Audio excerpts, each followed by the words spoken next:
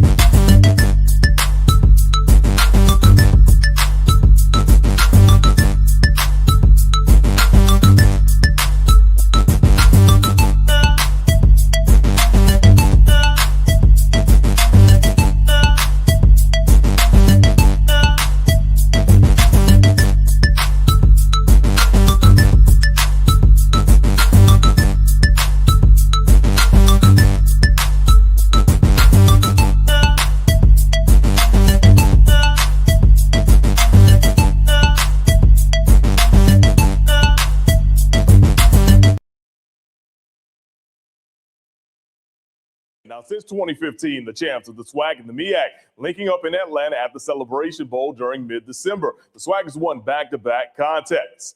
Off to the A we go. Prairie View representing the SWAC this year, trying to make it 3 in a row. This game was lopsided in the first half. PV already up 14-0 when Cam Peters connects with Josiah Rockwell on the back shoulder throw. Prairie View on top 21-0 at the break. But South Carolina State, they lost their quarterback, but here comes the backup. Ryan Stubblefield finds Jordan Smith wide open. That's a 19-yard score. All of a sudden, the game is tied at 21. Let's go to the fourth quarter now. Game tied at 28. It's Peters with the nice pass to Cam Bonner, and look how fast he runs down the field. 78-yard touchdown. Prairie View up 35-28. 2 minutes to go. But Stubblefield could not be stopped. Watch, he connects with Smith once again right here for the 10-yard score. His third of the game. Game tied at 35. We go to overtime. In the fourth OT, Stubblefield will find Tyler Smith in the flats. He extends the ball across the top of the pylon, not inside of it. The play was reviewed, and it was upheld for a score. So South Carolina State leads 40-38. Last chance for PV. Cam Peters had 447 total yards and 5 touchdowns. He needed 450 to extend the game, but he is stopped 3 yards short. South Carolina State erases that 21-point lead and wins the Celebration Bowl for the MEAC in 4 overtimes, 40-38. Let's hear from Coach Chennis Berry. When we went into the season this year, we had about a hashtag. It was called HTR, hold the rope.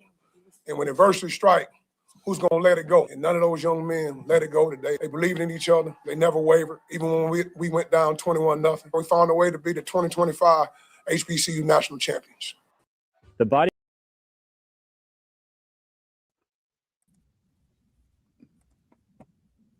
All right. Hey, good evening. Welcome to another live episode of the BCSN SportsWrap. Brian Fulford and A.D. Drew here following another exciting cricket Celebration Bowl. Celebration Bowl 10 is in the books, and I know Drew is happy as a preacher on Sunday. I was going to use another analogy, but I said, oh, hold on. Let me catch myself. I was listening to a sermon about the pastor was talking about catching your words before you speak. So I said, oh, I was about to say something real nasty, but I caught myself. Drew, I know you got to be happy. Yes, I am. And on Saturday, actually Friday and Saturday, I realized I did not have to go to church today because I felt like I had been listening to an old Baptist preacher, Chennis Berry, because of the motivation and inspiration that he gives when he's in his press conferences. Anybody who's been in the Chennis Berry press conference knows exactly what I'm talking about. The motivation, the words he speak, they're real. I feel it. And I've been to some churches that I don't get that feeling when I come out of it. No wonder his kids will run through a wall for him. I wonder. I think he was a preacher in a former life. Look, I wonder why so many MEAC media members don't ask more questions. Now, unfortunately, I don't get a chance to tune in to the MEAC Monday media calls, but apparently, Drew, he was getting too few questions for his own liking in comparison to some other coaches with little less coaching experience and background. I'll just say it like that. And if you know, you know. If you heard the post game comments by Chinnis Berry, he keeps receipts. He keeps receipts. I'll say it like that, boy. I tell you what, man. The man keeps receipts. Did he ever? I don't know if you probably didn't get a chance to catch the pregame package that ESPN ABC put together. But I'll tell you, the pregame, because you know how they do the whole coaches, they went to the locker room and got the pregame. I watched it this morning. Woo! I tell you what, man, between Tremaine Jackson and Chinnis Berry, like, I don't even know what all Chinnis Berry said. I feel like I needed a caption. I needed to turn on my caption to be able to catch everything he said. But it was motivating. It was inspiring. It was hot. I mean, that was like, you know, I tell you, Drew, I really think the Celebration Bowl can really start to move to it. This is the kind of game with the motivation that could have been an evening game. It could have been an afternoon, evening setup, because the way those two fired up the television audience, I mean, I was like, yes. I was like, yes. Good stuff, man. Good stuff. But needless to say, the 2025 HBCU football season has come to an end after the Celebration Bowl, and now we get a chance to reflect not just on the game, but maybe a few nuggets for the season in general as we go forward. So again, want to say hello to everybody who's tuning in and watching the show tonight, wherever you're watching us, on our Facebook and YouTube feeds or on Instagram or Twitter. We say hello and we salute all of you. And again, thank you all for joining us this evening. We'll be here for a good time, not a long time, not our normal long time, because Drew's running on like an eighth of a tank of gas right now. Is that about something up there, Drew? Yeah. If I get caught in traffic on the interstate, I'm scared I might not make it to the next exit. That's how much fuel I have in the tank. But I'm here, man. I'm gonna get to my destination. I certainly appreciate it, man. I know what those days are like. So we're gonna talk about it all of the stuff. But the game. You know, congratulations to the champs, to the victors. You know, go all the spoils. And I guess, you know, how quickly, Drew, I'll tell you, you know, what's fascinating about this game is how quickly the narratives change in this contest. In a half, look, I'm guilty as anybody else on social media, because I was watching the game, having fun watching it on social media. But we went from a half of writing off Chinnis Berry to the point of saying, man, we're going to have to start having those conversations about Chinnis Berry's teams not winning the big game, to what is Prairie View doing, and how are you giving up a 21-point lead? How, you know, how in the heck? And then, you know, then you start questioning play calling. Then you start getting into overtime. And then you're watching the pressure of the moment affect players and situations. And then, of course, we get a little bit of controversy there at the end of the game, which, there's all kinds of things. A little bit? Well, you said little? You know, hey, look, that's the kind of stuff that makes games memorable. Like we will remember certain Celebration Bowls because of the moments that happen. Like, I will honestly say, with all respect to North Carolina, no, hold on.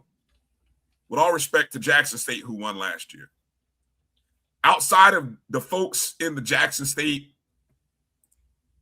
fan base, I would say we won't remember that game, but Jackson State folks won't let us forget that game. So I can't really say that. But in terms of the details of the game, man, you know, it's not memorable. But we will remember the comebacks. We'll remember the big performances and the overtime game. We'll remember all of those games. Is that being fair, Drew, or am I being a prisoner of the moment when I say that?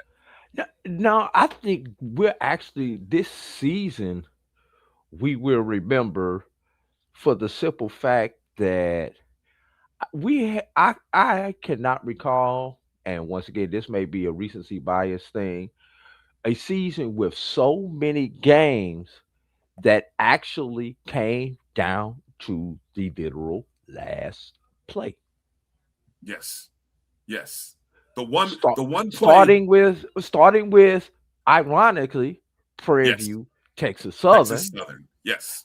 Ending with Prairie View, South Carolina State. And so many along the way.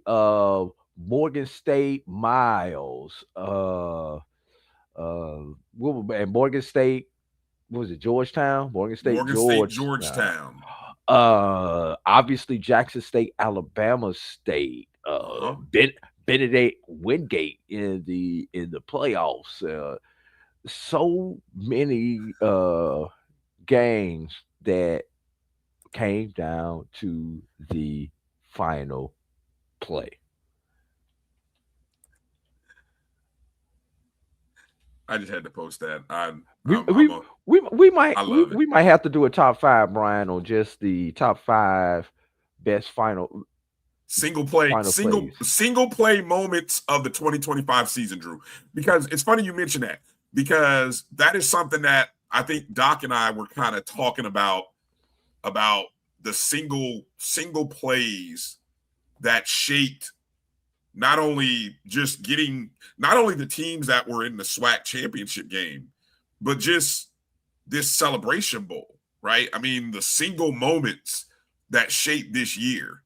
And if you wanted to be that person and kind of do the what if, how all that played out, so it is fascinating to talk about that. But let's talk a little bit about the game.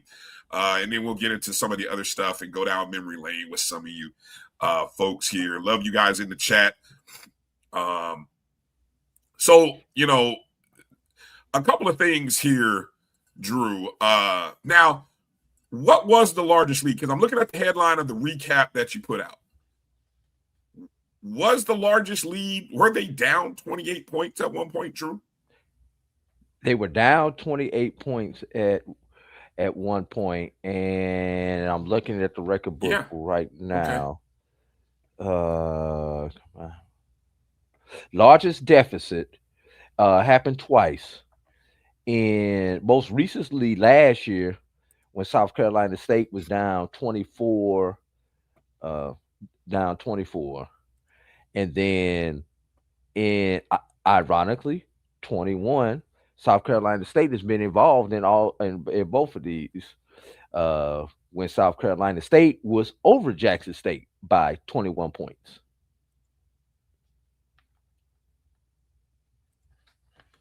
And here's the thing, Brian.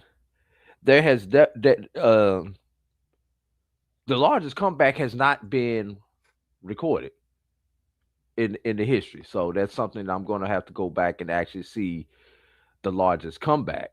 But the fact that the largest deficit was previously 21 points, this automatically makes this the largest comeback in the game.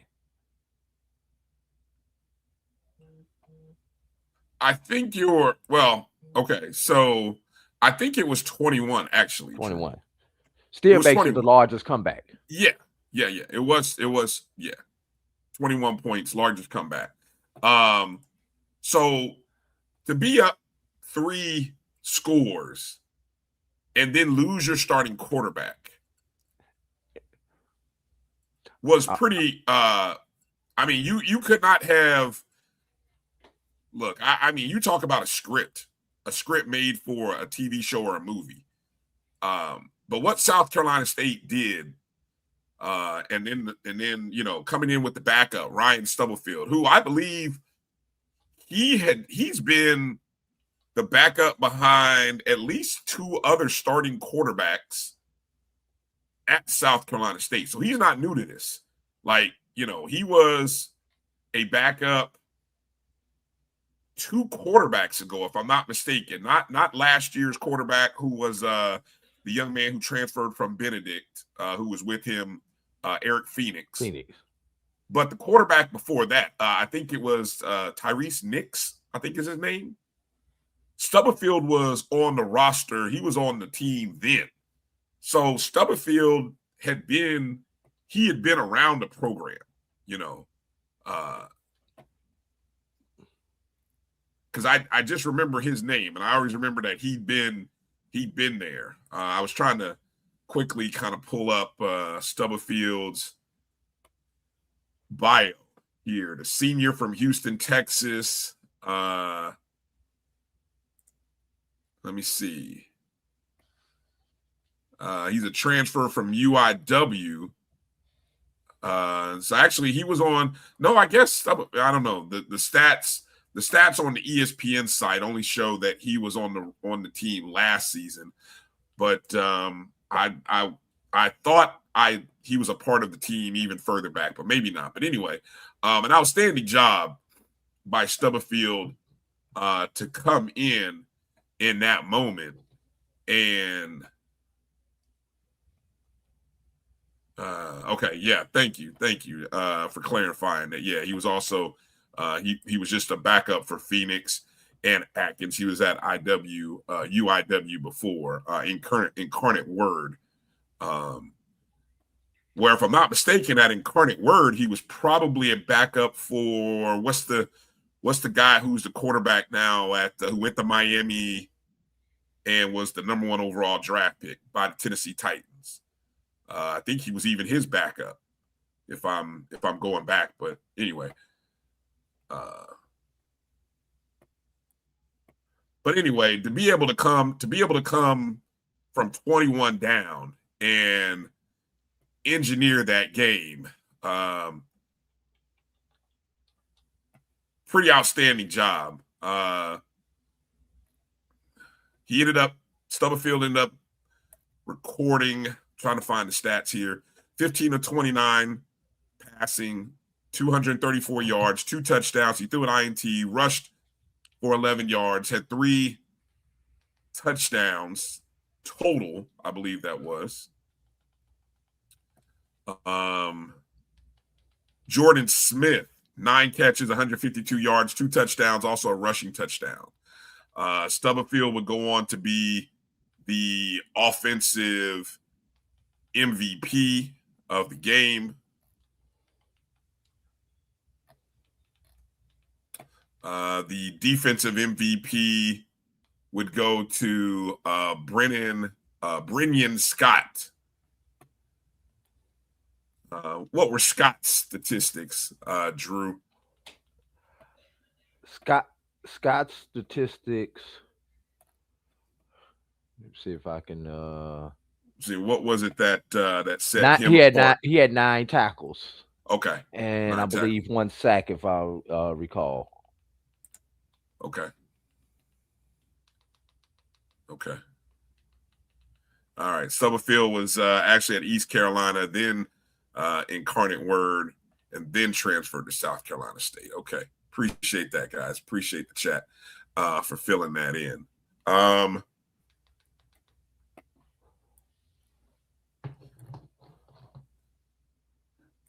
So all in all, look, I think we can talk about any number of moments in this contest, the back and forth of this game. And, I guess at the end of the day, when you look at this game, Drew, and say, is this a game that Prairie View, they had a chance to win multiple times, couldn't close it out? Or do you just look at South Carolina State and say the resiliency of the Bulldogs? And I think depending upon maybe which fan base you are, definitely you're going to look at it from those two prisms. But I'm fascinated just from the general fan. Like, obviously we don't have an investment in South Carolina State or Prairie View.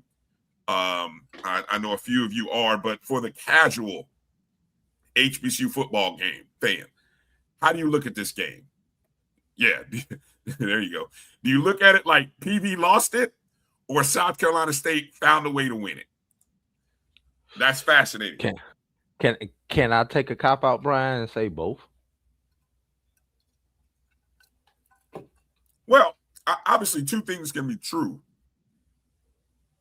But I'm just saying, if you had to stand on one side of the line, which side are you standing on? That's kind of what I'm asking the chat. That's what I'm asking here. If I had to stand on one side of the line, South Carolina State came back and took it. And everything started with that fumble in the third quarter. Yeah. Yeah. I'm trying to pull up my game notes on that. Was that the let me see. Where did that occur? It was deep in the it was deep in their territory. It was bit early to mid third quarter. It was early third quarter. Third quarter. It led to the first touchdown. Are you referring to the fumble that led to the first touchdown? 11-19. They scored at 11-19. Yeah. So South Carolina State punted on their first opening possession of the third quarter. Then Prairie View fumbles. South Carolina State scores on the next play 5 yards out. Then they force a 3-and-out and a punt by Prairie View. Then South Carolina State scores in 2 plays, 52 yards. Then another 3-and-out. And then another touchdown, 4 plays, 49 yards. And at that point, you're thinking, this game is drunk. What the heck? And that was the moment. That was, and maybe scoring that, like you said, that key play of that fumble opened the door and opened South Carolina. Because you got to remember, South Carolina State is at that point, they hadn't scored. They didn't score in the first half last year. They were scoreless in the third quarter last year. So they had gone 5 of 6 quarters in the Celebration Bowl scoreless. And so getting that first touchdown was kind of like, woo, all right, let's go play. And then their defense held Prairie View 3-and-out, punt, touchdown. 3-and-out, punt, touchdown. And all of a sudden, we're looking at a 21-21 ball game at that point in the third quarter. And what does Prairie View do? Come back on the ensuing drive and go 6 plays, 75 yards, and retakes the lead.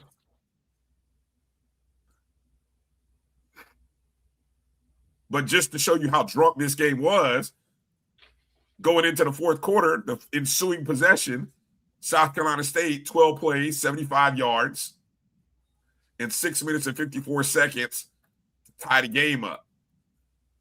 Right? A couple of big plays there from Stubblefield, the 33-yard pass to Smith at the Prairie View 25 was a huge play. 4 plays later, they tie the game up at 28. Prairie View says, hold my drink, because I'm coming right back at you. 2 plays later, a 78-yard touchdown pass. That was crazy. I mean, so every answer every answer was answered. That's what made that game so entertaining to watch on TV. And I'm sure it was exciting for you guys there who were there live, watching that game go back and forth. So Prairie View has a 35-28 lead. South Carolina State then forced to punt 3 and out. Prairie View punts 3 and out. And we're in the fourth quarter now with about 7:08 to play. And South Carolina State goes on a 13-play, 62-yard drive, which ties the game up.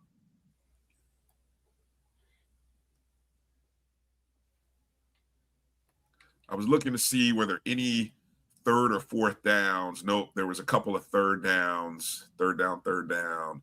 Several. Yeah. 4th and 16. 4th and 16 was the play. At the Prairie View 37, 4th and 16, Stubblefield connects to Smith on a 23-yard pass. Outstanding play.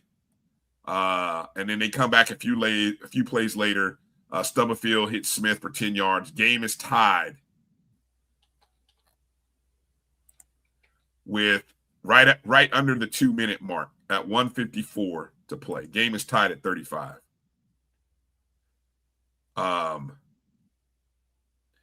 that just, for having the number one defense, I know Prairie View, they just kept showing sideline shots of Tremaine Jackson. He had just look of like, man, what in the world is going on?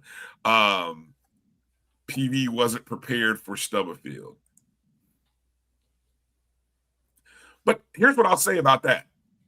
Prairie View had the number one pass defense, in not only in the SWAC, but I think if you looked at the numbers statistically, I don't know where. I think Prairie View's pass defense was one of the tops in the nation. So they may not have been prepared for Stubblefield, but at some point you're expecting that defense to kind of settle down. I guess I was.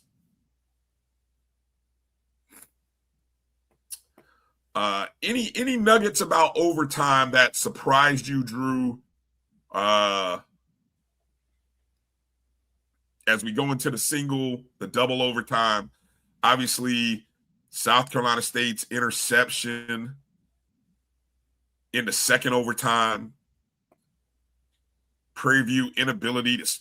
Did Prairie View do the right thing? Do you think Prairie View in that second overtime did the right thing playing for the field goal, or do you think they should have been a little more aggressive going for a touchdown? I mean, heck, you got to. Well, let's think about it. Had the interception happened before or after that play? I'm just trying to remember. I can't refresh my memory. So South Carolina State started the second overtime. Again, first overtime, both teams kick field goals. Second overtime, interception. So South Carolina State doesn't even get a field goal out of their possession. Right? So which leads to the field goal. That's all they needed at that point was the field goal to win. But I felt and like you had just seen. You just remember how you gained possession of the ball, Brian. So why take that chance is what you made. But the one time you go conservative, it kills you. See, here's what I liked about first possession in that second overtime for Prairie View. They get 7 yards on first down, Drew. Yeah. 7 yards on first down. And then on 2nd and 3, incomplete pass. And that's the play where I'm like, you just picked up 7 yards. Go get another first down. You want to get as close as you can, even if you have to kick a field goal. I just felt like that was the play to go for the first down. Get 3 yards rushing, but they go incomplete. And then they come back on third down and they lose 3 yards. So now you're kicking from the 21, which then makes it a 30. Let's see. It's on the South Carolina State 21. Technically, now I know they say the attempt is only 31, but technically isn't really it's a 38-yarder because you're 10 yards from the 21 plus 7 yards back. That was the spot of the ball. That's how that's supposed to be marked. Yeah. So even though it's saying it's a 31-yard miss, it's really a 37 or a 38-yard miss. No. 31. The ball was spotted on the 21. But he's kicking from the 21 27-yard line. The ball was kicked from the 21. The ball had to be kicked from the 21 with the stat. Okay, let me see. They started 1st and 10 on the South Carolina State 25. They picked up 7 yards. Now it's on the South Carolina State 18. 2nd down, incomplete. 3rd down, they lose 3 yards from the 18. So now it's back at the 21. No, Drew, I'm telling you, that was a 38-yarder. That was a 38-yarder. Even though the stats say it was a 31-yard miss, but that should have been a 38-yard miss. Anyway, regardless. If it were 31 yards, he probably makes it. Am I doing the math on that right? I'd have to go back and watch the video, Brian. All right. I mean, I'm just reading what is here, and that's why I'm saying. So unless some rules have changed and they're not counting the 7 yards behind the line of scrimmage, then. But anyway, they missed it. But I agree. A couple of you guys pointing out the fact that the second down play one, and then the 3rd down play was and so now you're kicking a field goal. Now, Kenneth Berry calls a timeout on the first field goal attempt, right before the first field goal attempt, and I'm not mistaken. I don't know if the kicker. Look, it was so close, Drew, but it felt like the kicker missed that first kick, and I don't know whether he went into it full steam, knowing that he had just heard the whistle, or whether it even had got blocked. But that first kick, if you were to go back and watch the video, hey, that first kick, it wasn't good. That first kick was not good, and it kind of left me like, ooh, oh, did he really just mess up by calling the timeout? But then he comes out, and then he pushes it. It pushes to the right a little bit on the snap, and they say the young man, he's a freshman, and that one'll live with you. That one will live with you. I mean, that one will go down right there with the young man from Jackson State who dropped the touchdown pass in the end zone. That year they lost to South Carolina State in overtime. That will go down as like, ooh, you remember when? If you would have caught that ball, we would have won. Or, hey, if you would have kicked that field goal, we would have won. That'll be one of those moments that we remember for a while. But we go to the 3rd overtime. Now, here's another thing, Drew. I don't think Tiffany and Jay on the broadcast did a great job of explaining to people the change in the college rules, that beginning in the 3rd overtime, it's no longer 4 downs from the 25. It's all 2-point conversions. Yes. They didn't explain that. They just kind of went into it. And, anybody who I don't think many people were fussing about it online, but it definitely was something that I thought should have been better explained going into the 3rd overtime, that, hey, now beginning in the 3rd overtime, it's one play. And so you get one play, one opportunity. Both teams come up short in the 3rd overtime. Then, of course, South Carolina State gets the ball first in the 4th overtime. Then the controversial, what do we call that? What is that play going to be forever known as? I got to think of a creative nickname for that one. You guys in the chat, give me a creative name. How are we gonna remember the infamous pylon play? What are we gonna call it? Thank you. Yeah, that was the drop touchdown with Jackson State, North Carolina Central. I'm looking for a name. What are we gonna call that? But anyway, that's when it happened. The plane. There you go. The Phantom Pylon. There you go. I love it. The Phantom Pylon. Okay. Oh, there we go. Keep it simple, Deputy Marlowe. The SEC score. I love that chat. You guys, the Phantom Pylon play. Or in South Carolina State lore, it'll just always be known as the SCSU score. There you go. I don't know. I said it this morning, Drew. The rules expert hired by ABC, ESPN, didn't do a great job of really hold that one back. Put that one back up, Brian.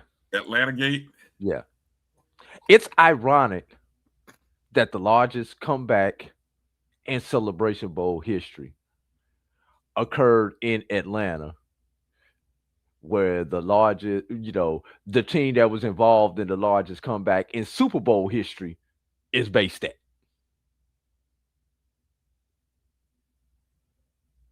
Yeah, that is kind of funny, ironic. The spread beater. Look, let me see. The closing line was 2.5, though. So once you went to overtime, once you went to the third overtime. Yeah, if you were a South Carolina State backer, you were in good shape regardless. I'll talk about how I played this game, where I came out a winner, so I could just sit back and enjoy the game. The plane. I like that. What's the little guy from Fantasy Island? The plane. There you go. The Dirty Bird Shuffle. Yeah, there you go. It opened at the line, G-Boom. The line opened at 1.5. And if you caught it at 1.5, hey, good for you. But I know just before kickoff, it was 2.5. Just before kickoff, it was 2.5. The over-under closed at about 53. So we got the over. Yeah, but, it's funny. The first half was 26.5. I played the under first half. So I cashed that. And then at halftime, I just knew, something just told me South Carolina State is not going to go scoreless. And I really felt Prairie View could score at least 2 more touchdowns. So I in the second half, I played the total on Prairie View to score more than 33.5 points. That cashed. The live total at halftime had dropped to 45. So of course I parlayed those two, and they both hit. So I was, personally, I was like 3-0 on the Celebration Bowl. So I was doing good. Thankfully, I didn't play the game under like I thought it might go, because that would have been poison. That would have been like, ooh, yeah. I'd have been so upset. But I think I played it just right. So, and I don't know, a lot of you guys were watching us on Dr. Cavill's Inside the HBCU Sports Lab this morning, and we played the we showed the play, and we'll talk a little bit more about that play. And since then, I've been able to do some research and find the exact rule from and the interpretation of it from referee.com.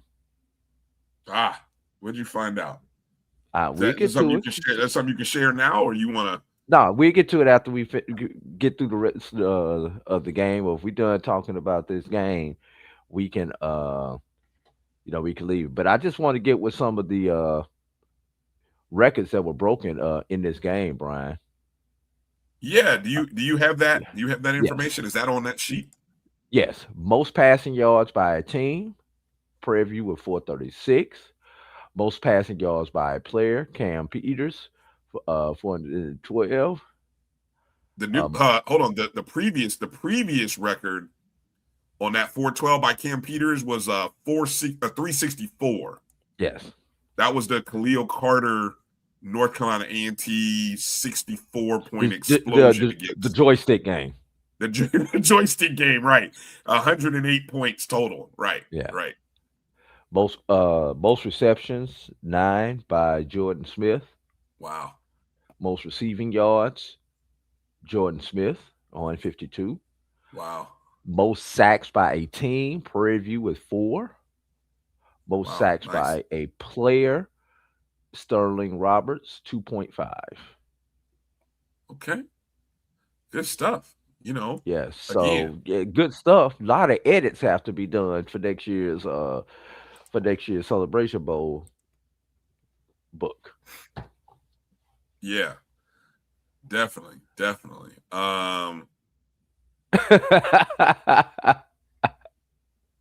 What?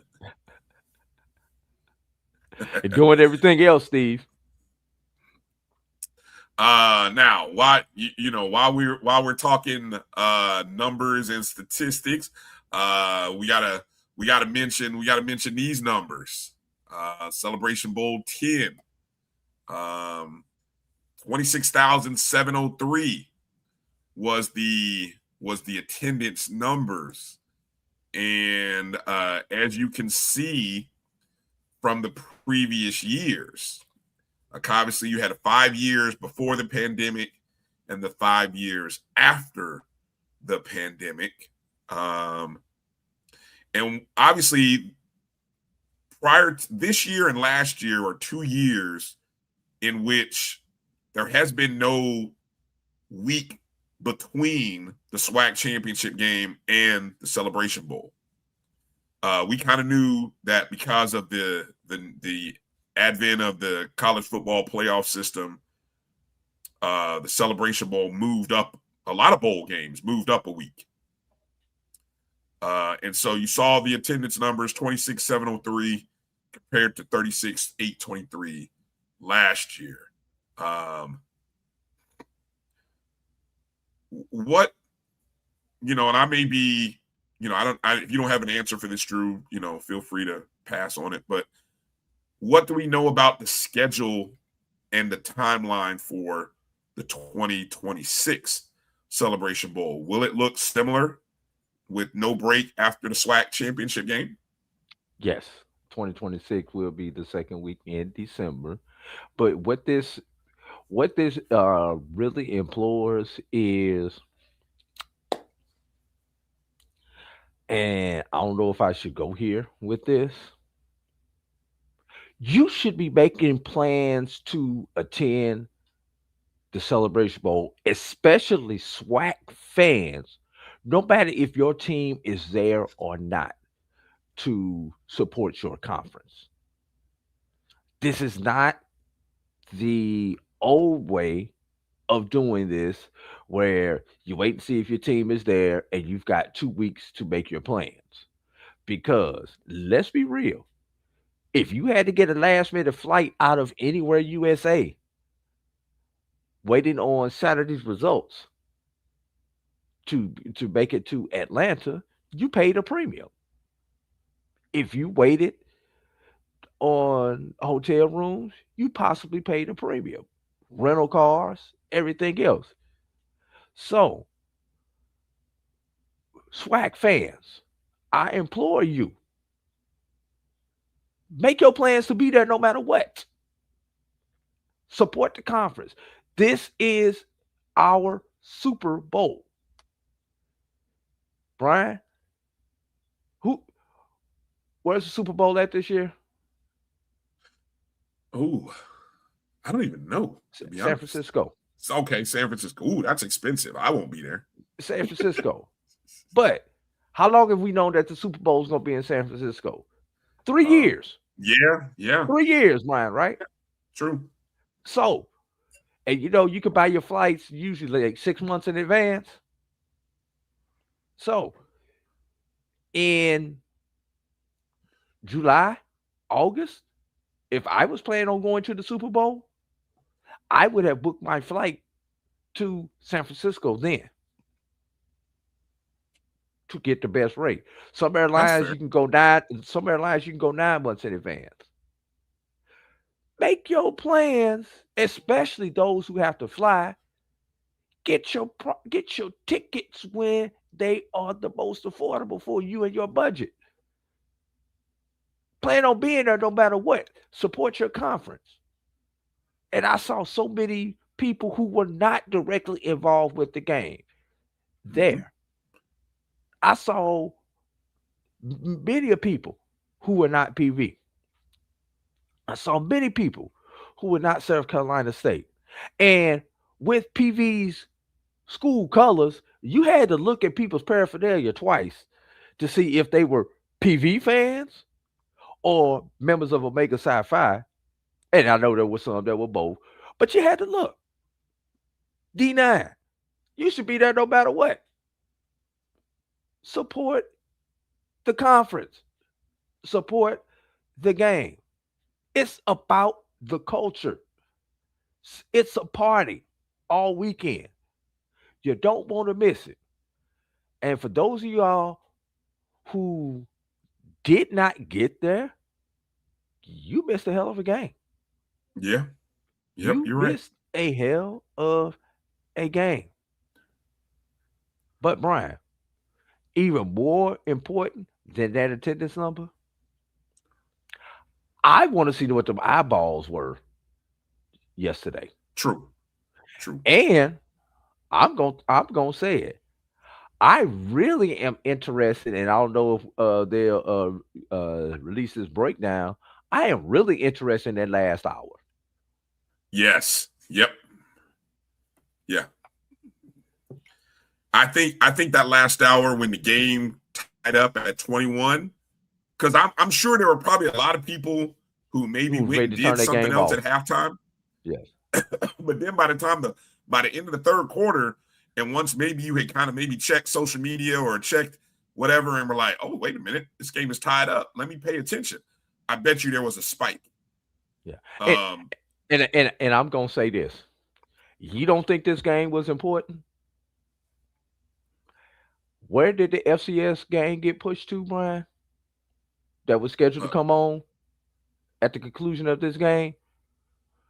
When the game that's on stays on and does not get bumped, that's telling you something. You're talking about the playoff game that was afterwards? Yes. Oh, where did it get? I don't know. Where did it get bumped? I mean, it got bumped down to cable. Oh, okay. But it was supposed to come on afterwards on ABC. Yes, which obviously we took up about 45 minutes of their time. Yeah, I got you. So that's why I'm really interested to see what those numbers were, because there may have been some people who were tuned in to see that and like, oh crap, we got a full overtime game going on. Yeah. And and I guarantee you the numbers were going up and up and up as the end of the fourth quarter into the overtime, because people were, you watching this game? You watching this game? Yeah. Yes. I got two interesting points I want to bring up, and I'll try to be real brief on this. One, I think and this came out, and I was trying to impress upon people as people were kind of asking me or asking people I know, when is FAMU going to make an announcement? If you know what I'm talking about. And I kept trying to say, if it doesn't happen before Friday, it won't happen Friday and Saturday, because no news should be going out regarding football in the conference except anything related to the Celebration Bowl. Like, your whole focus and attention from conference members should be about the Celebration Bowl. It's either, if you got short of somebody, I hate to say it like this, but short of somebody dying, there's nothing that can't be held for 48, 72 hours. Because it's called being a good yeah, or something like that. It's called being a good corporate partner. And like, all of the schools are partners in this Celebration Bowl, right? So any news that a school would put out would detract. And I know people say, oh, that wouldn't detract. Yes, it would. Yes, it would. Stop it. Any news that any of your blue blood institutions would put out during the Celebration Bowl would detract from the single focus of the Celebration Bowl, which is what the MEAC and SWAC want, right?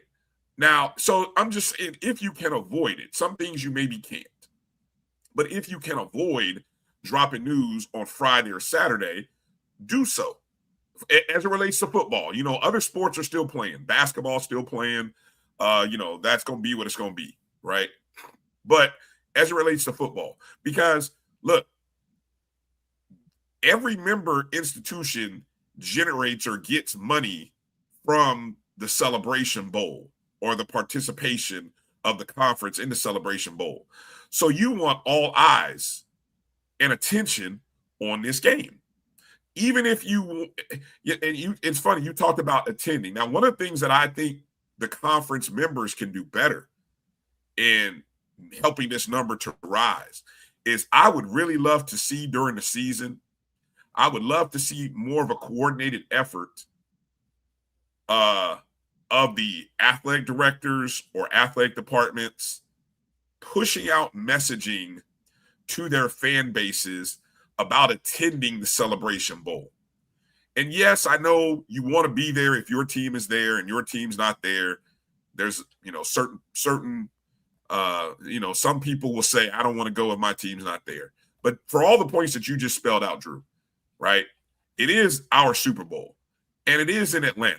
I mean, who doesn't have fun when you go to Atlanta? I mean, really. I mean, I don't know anybody. I haven't met anybody yet who doesn't have fun, no matter to what degree you like to have fun. There's something for everybody in Atlanta, So going to Atlanta and being a part of the Celebration Bowl weekend should be a great destination point to celebrate the end of the season, to celebrate the culture, the spirit, the enthusiasm, the environment of Black college football. And that's what has been done. But I also think what needs to happen going forward is I need to see more schools pushing advertisement about the Celebration Bowl. The same ads that you've seen on the Black College Sports Network for the last 2-3 months. I need that kind of advertising being pushed from athletic web pages, at games, reminding people, telling people, make your reservations, make your plans to go to Atlanta, be a part of this experience. Because I think that's how you grow this. But I don't want to say that the conference doesn't coordinate well with the schools, but I don't know if I see it. And you guys in the chat, tell me from your schools, what kind of advertising did your school do to promote the Celebration Bowl? Outside of getting close to having an opportunity to play in it. Now, the other thing, Drew, is I saw a post from a friend on Twitter who I guess lives in the Atlanta area, and I said I would talk to you about this. The advertising of the Celebration Bowl in the Atlanta area. I'm going to read his comment. He says, the Celebration Bowl needs to be marketed better. Every school in the SWAC and MEAC should be having events all week. It's not even marketed to the metro Atlanta population. I have friends who live in Atlanta and didn't even know there was a game. It needs to be more like a homecoming. the HBCU homecoming. I don't know about the advertising in the Atlanta area. Drew, what would you comment? How would you comment to that statement? Here's the thing, Brian, and maybe you can help me solve this, and the people in the chat can help me solve this. And this is not about Atlanta. This is about any major metro area USA. How do we reach you? Tell me, how do we reach you? Brian, once upon a time when we'll just go back to when we was in school. How did people reach us? You put a commercial on TV. You hit the black radio stations. Yeah. And then you would hire a street team to flyer everything, the barbershops, the cars, and everything like that. That was 1990-ish. Right. With Brian, if I put an ad on the radio, would you hear it? My point. Depends on what radio station. I'm just saying, maybe on not. a black Maybe not. on a black radio station or even a sports talk radio station, would you hear it? I know I wouldn't, and I'm gonna tell you why, Brian. When I am in my vehicle, I'm primarily listening to my Sirius XM, or I'm listening to. I've got my phone connected to my vehicle. I'm listening to a podcast or something like that. So, how do you reach me? Am I, yeah, you got the billboards, the digital billboards, but how do you reach people? Obviously, we know you can push through your social, your IGs and Facebooks and all that kind of stuff, but and you can geofence certain markets that you wanted to go through, but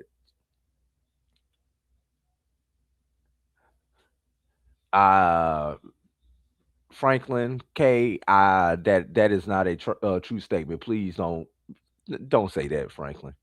I'm just I'm gonna cut you off at the hip on that one, Franklin. No, he didn't. Well, yeah, exactly. You'd have to say where he said that, because I don't think no, John Grant has ever said that. Please send me that clip.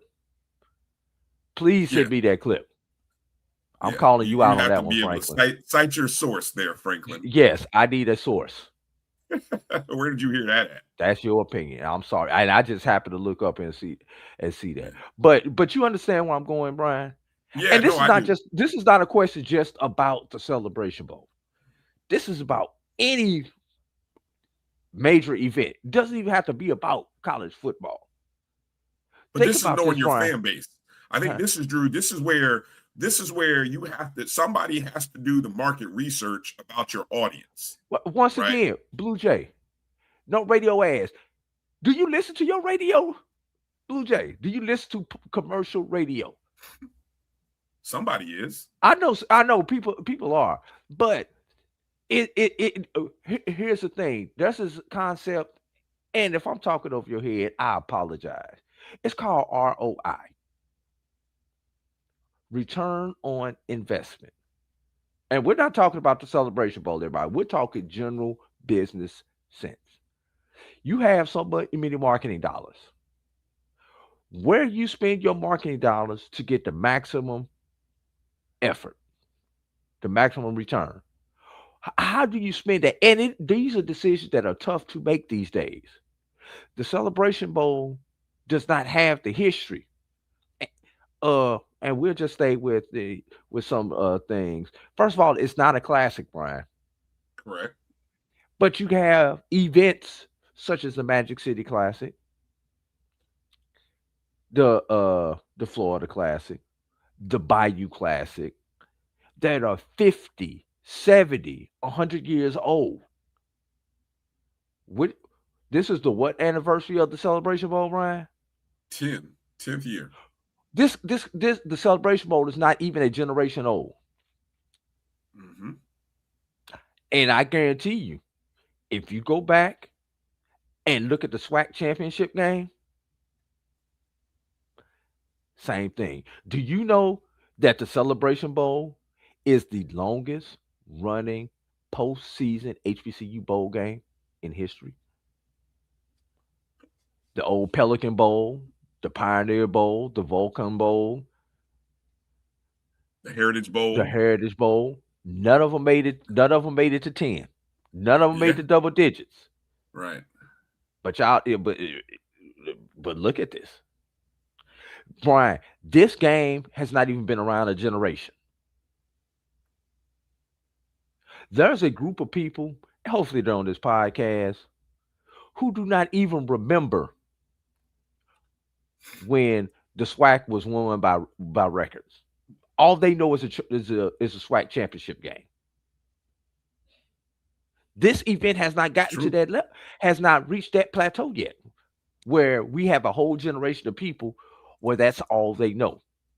I need to be in Atlanta in December because of the Celebration Bowl. Here's the thing. Like I know for an event that's promoted by a television entity, and let's be honest, that Hold up, Brian. Let me stop. Where's the fifth HBCU? Watts Banks. Where's the fifth HBCU? over Most 5. people even forgot there's a fourth HBCU, but I think he double counted somebody. What are the HBCUs in the Atlanta area, Drew? You're there. You work got the AUC, Clark Atlanta, which is made up of Clark Atlanta, Morehouse, Spelman, Morris Brown, and I guess if you want to count Morehouse School of Medicine, you could count it as the fifth HBCU. But most people consider, which people don't know, we are two separate entities. But most people consider Morehouse School of Medicine Morehouse, unless you know. No, nobody. Atlanta is the home. What's that? Rotating location. Oh, Atlanta is yeah. the home. I don't know why you guys always bring that kind of thing up about rotating locations. No. This is what I'll say. I do think knowing your audience is so paramount, and saying, you asked that question about where are your people? What are your people looking? So, can you do market research to find out from the people who are attending, how do you consume content? Because this day and age, Drew, there's so many different digital means of advertising, but because you do have, you can run ads on, you mentioned, like, if you're listening to your Spotify, you can run ads on Spotify and on music apps. You can run ads. And so you really have to, you talk about ROI, you really have to kind of really find one or two lanes. Otherwise, you end up spending a lot of money.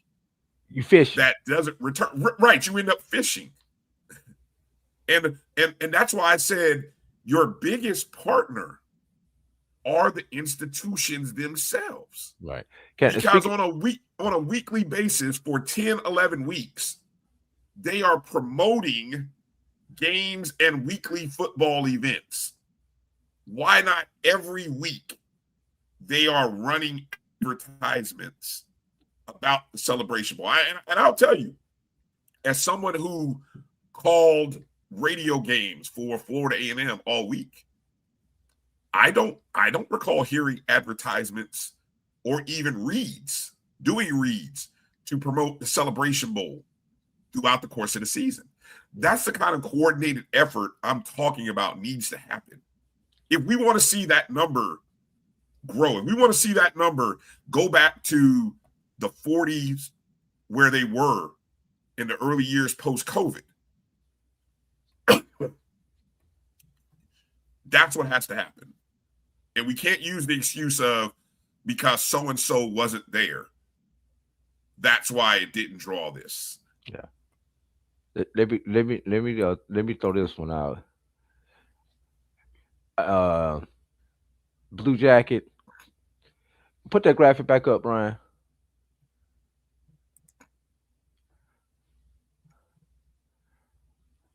I believe in that 48,000 games, that 49,000 game, that 32,000 game.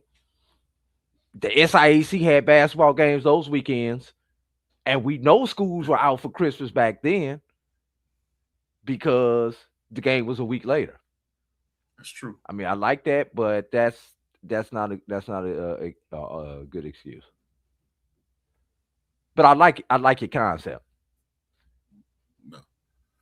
Um, and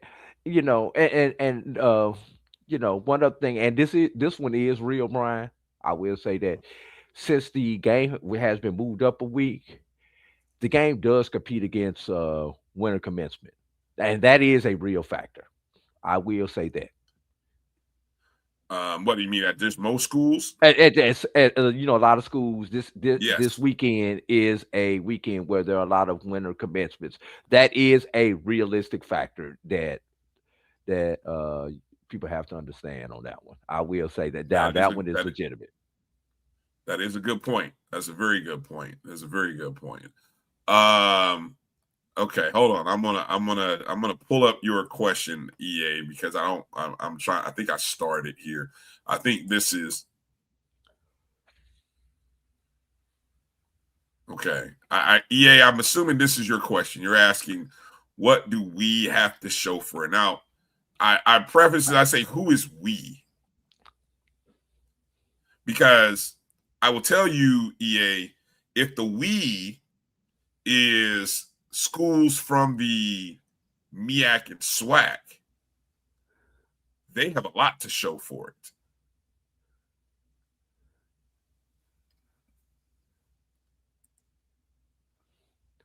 Now, now I like this one that Travis. Hold on, hold on before you show that. Let me find EA's note here. I may not be able to find it in time. So Yeah, go ahead and show I'll go to Travis's. Brian. Go ahead and show Travis. Travis's. Same people who listen to you. Oh, I turned my camera off. My bad, y'all. The same people who listen or look at the school sites or are already making plans for the game if they are going to go need to hit different audiences. I agree with you, Travis. My question is, and the question we're talking about is, how do we reach those audience? How do we reach the casual fan? How do we reach the non HBCU fan? And this is not about this game. This is about our institutions and our sports in general. Because everybody knows when you go to most of our HBCU campuses, our HBCU classics, it is an event. But how do we reach those? How do we reach those people?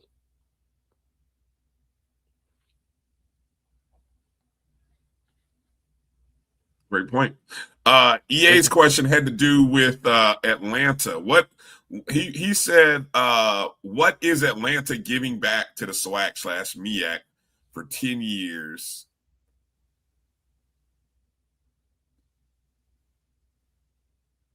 And I don't know, is that 18? What does it say? Oh, what is Atlanta giving back to the MEAC SWAC for 10 years and 1B to their economy?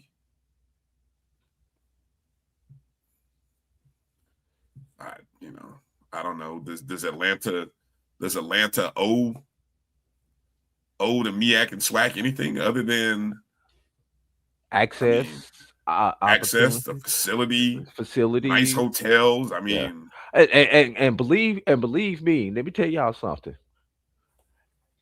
Atlanta does not jack up hotel rates for this event like some cities jack up yes. hotel rates for big Uh-huh. events that come to your cities. You've been to Tallahassee for homecoming. You've been to some of our other You know, cities for homecoming. You've been to you New know, Orleans for the Bayou Classic. You've been to you know. Miami for the OBC. Yes, they gouge. Atlanta doesn't do that. Now, one reason they don't do that is because there are so many hotel choices. If they want to gouge you at this hotel, I'm gonna drive 5 miles down the road and find a hotel at the rate I want to pay.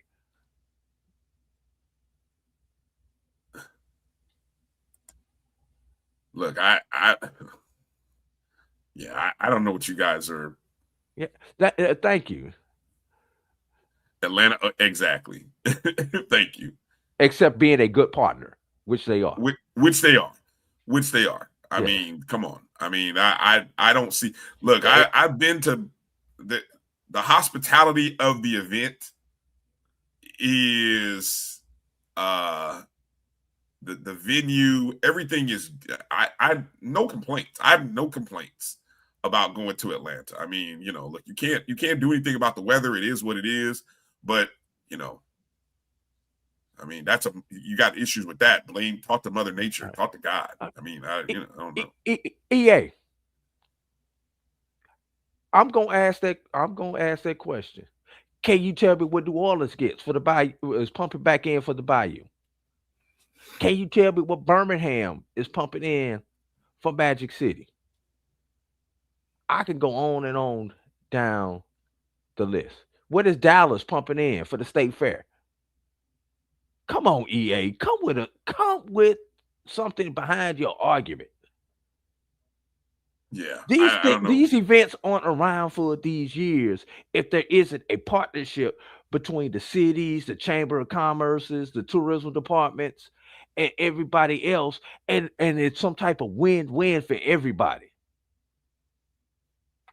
It's not just about, yes, we are consumers. We are doing a lot of consumption on this weekend, from gas to hotels. They make a lot of tax money out of us coming. But it's a win-win. Are you getting the experience that you want? Because I will say this: Atlanta is a very welcoming city for our classic, for our games, for our bowl. Some cities, I'm not gonna call them out, that I have been to for events of this level are not as welcoming to us, to people of our community and of our complexion as the city of Atlanta is. The only thing that you have to worry about in Atlanta, and this is real, is can you deal with the traffic?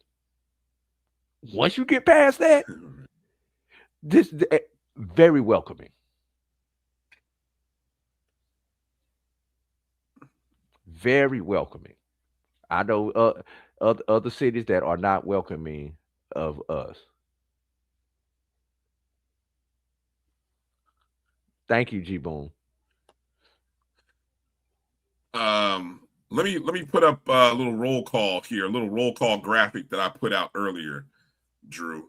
And I know while I see Israel in the chat, I'd love Israel to respond here. I'll let you get through the messages. Good stuff by Kelvin. It's indoors.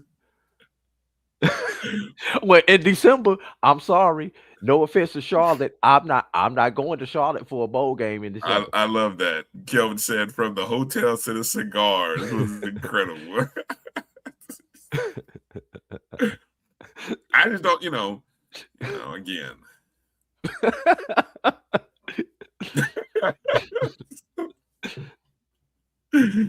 There you go. All right. Let me put the roll call up, Drew. Let me flash this up here. I put this out earlier. The final roll call of the 2025 Celebration Bowl. Interesting, Drew, that among the 21, and really only 18 have the opportunity to be a part of this. There have only been 9 schools, well, really 8 active schools that have made an appearance in the Celebration Bowl. Only 8 active MEAC SWAC members. The most appearances, of course, if it will always be A&T right now until they come off the board. But of course, they are no longer a member of the Mid-Eastern Athletic Conference. But South Carolina State, Jackson State, Alcorn having made 3 appearances. The best win percentage A&T still holds the record 100%, 4-0. Florida A&M, the only SWAC school to be 1-0 in their appearances. Got in there, won their first one. Got in, got out. Got in, got out. Exactly. They won. And the only other, obviously, Grambling won on their first appearance. So that's a little distinction between Grambling and Florida A&M, that they both won on their first appearance. Multi-win champions. There have only been 2. Hold on. Go ahead. Well, I was just saying, multi-win champions. There have only been 2 schools that have won more than one Celebration Bowl, and that is now South Carolina State, along with North Carolina A&T. Most losses still owned right now by Alcorn State. Jackson State managed to avoid joining that list last year when they won their first Celebration Bowl. The record count is 7-3. MEAC, South Carolina State, North Carolina Central, A&T, and then over on the SWAC, Grambling State, FAMU, and Jackson State all have a win under their belt. Can I throw another one out there, Brian? Yeah, sure. How about only 4 schools have won in their first appearance in the Celebration Bowl? Oh, yeah, I like that one. That would be, of course, North Carolina A&T, South Carolina State, Grambling State, and then Florida South A&M. Carolina State, and then Florida A&M. Won their first try. First appearance, yeah. Oh, I'll include that for next year. Prairie View had a chance to join that distinguished party, but that pesky little field goal thing kind of did them in. I was curious to see what EA was referring to. He said I did something, but he said something about Grambling. Did I do anything wrong to Grambling in this graphic or this information I put out? Why is that another FAMU stat? I'm just stating the facts. What are you talking about, Steve? These are just facts. What? You act like I put FAMU in there first. No, I gave credit to A&T. What stats? No. We holding it down for the SWAC. That's all.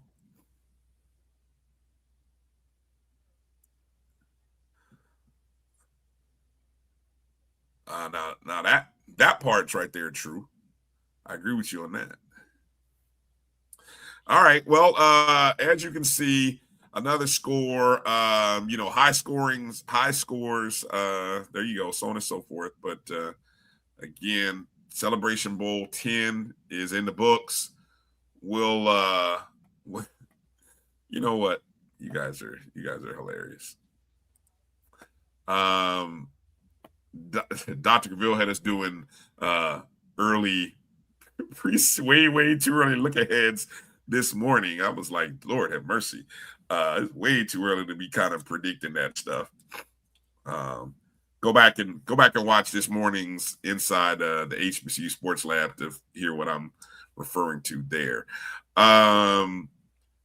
Season win total recaps. Drew, you want to go through that? Let's get this break in, then we can. All right. We'll go for. Let's get the break, and then we'll close out. I think we'll close out hopefully with the recap of the win totals, and then the I don't know, Drew, are the top fives? Is the computers done all the number crunching? Do we know our champions? Yes. All right. We don't have any crazy surprises, do we, Drew? Please, guys. I don't think so. Okay, so the computers. All right. It always self-correct. It always okay. As long I'm just praying the computer did right, this time, because the last thing we want is a controversy. So okay. We'll take this short break and come back on the other side.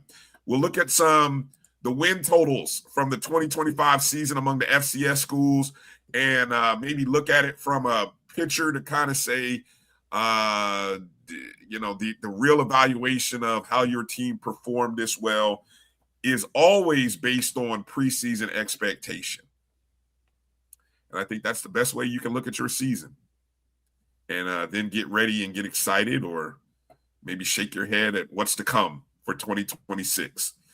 This is the BCSN Sports Wrap right here on the Black College Sports Network. We'll be back in just a moment.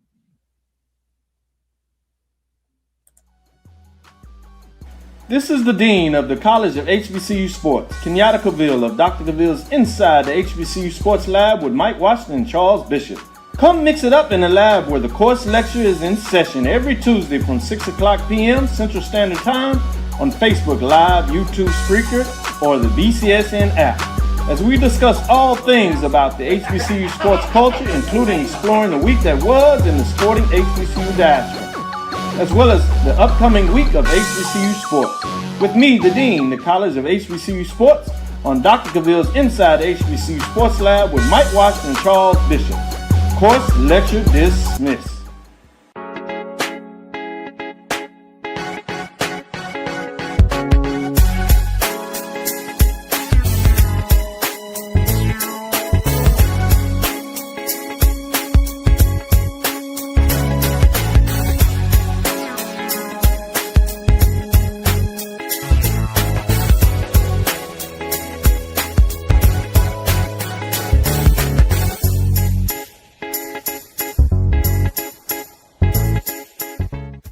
It's never too early to plant the seed, to share the tradition, and instill a sense of pride in your HBCU with your little ones. HBCU Pride and Joy Children's Boutique helps you share your school spirit with a wide selection of adorable kids apparel and accessories officially licensed from your favorite HBCU.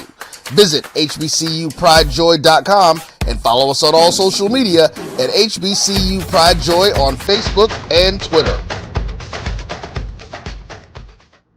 For over 30 years, HBCU Image has been more than just an apparel store.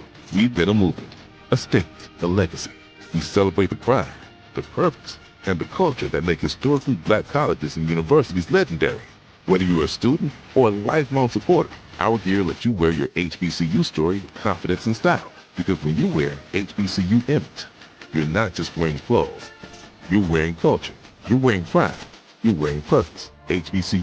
College football fans, the Cricket Celebration Bowl is celebrating 10 years of crowning an HBCU national champion. A champion will rise at Mercedes-Benz Stadium on December 13th as the MEAC and SWAC champions clash in Atlanta. Join us for championship football, interactive fan experiences, and iconic marching bands. It's an HBCU family reunion that you don't want to miss. See who will be crowned the next HBCU national champion. For event and ticket information, visit thecelebrationbowl.com.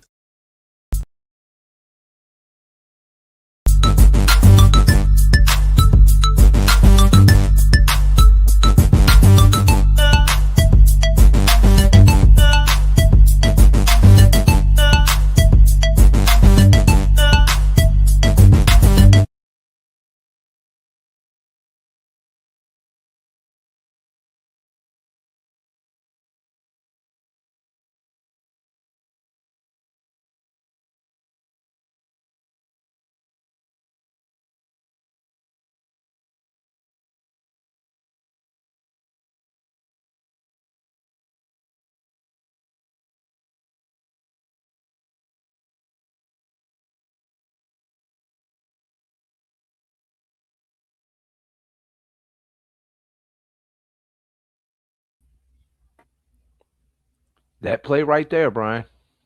After further review, we're unable to see the play very well. The call is upheld. Yeah.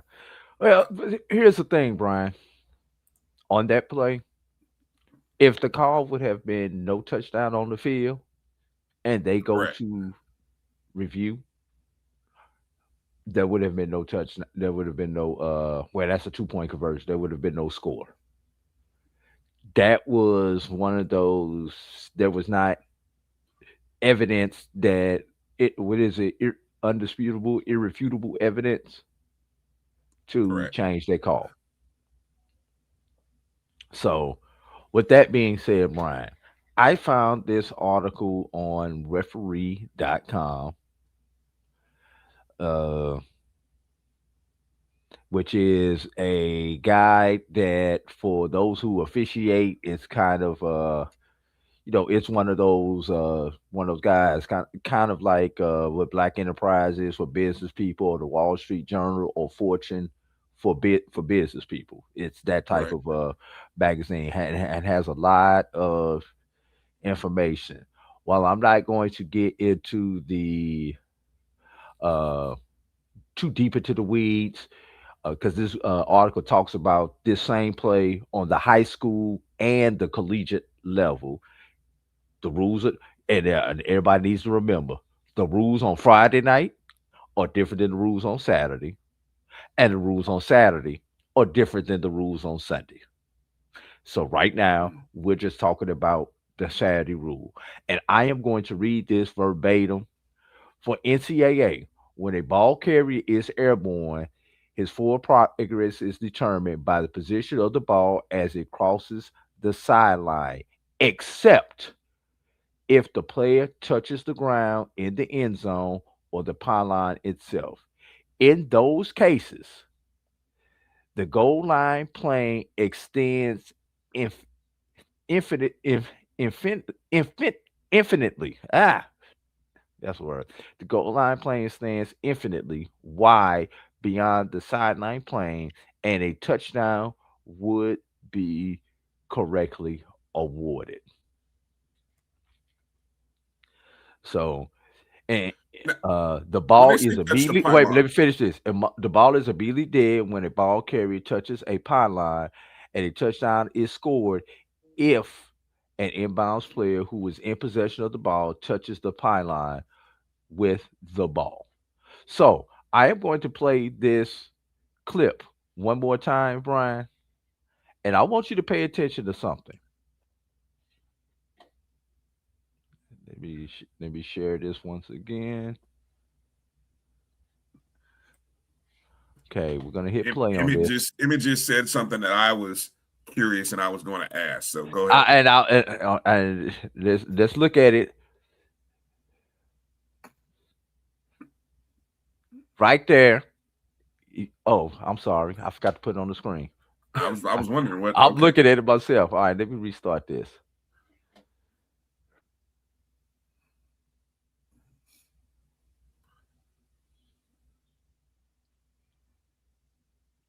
That's a good question. Did he touch the pylon right there? If he touches that pylon right there, then that ball, that is a touchdown. Let's look, and they're slowing it down and looking. You see, you're going to see the pylon move. He reaches across. The pylon moves right there. Well, you So, can't see it from that angle. well, You if have you to look show at the it, other angle. right, but look at this from up top. If you can see the pylon moves, did he nick it right there? Rewind it a hair because the angle that's closer. Now, I just saw Travis post something and saying that there was an angle. No, yeah, rewind it a little bit more because that angle will show whether it touched.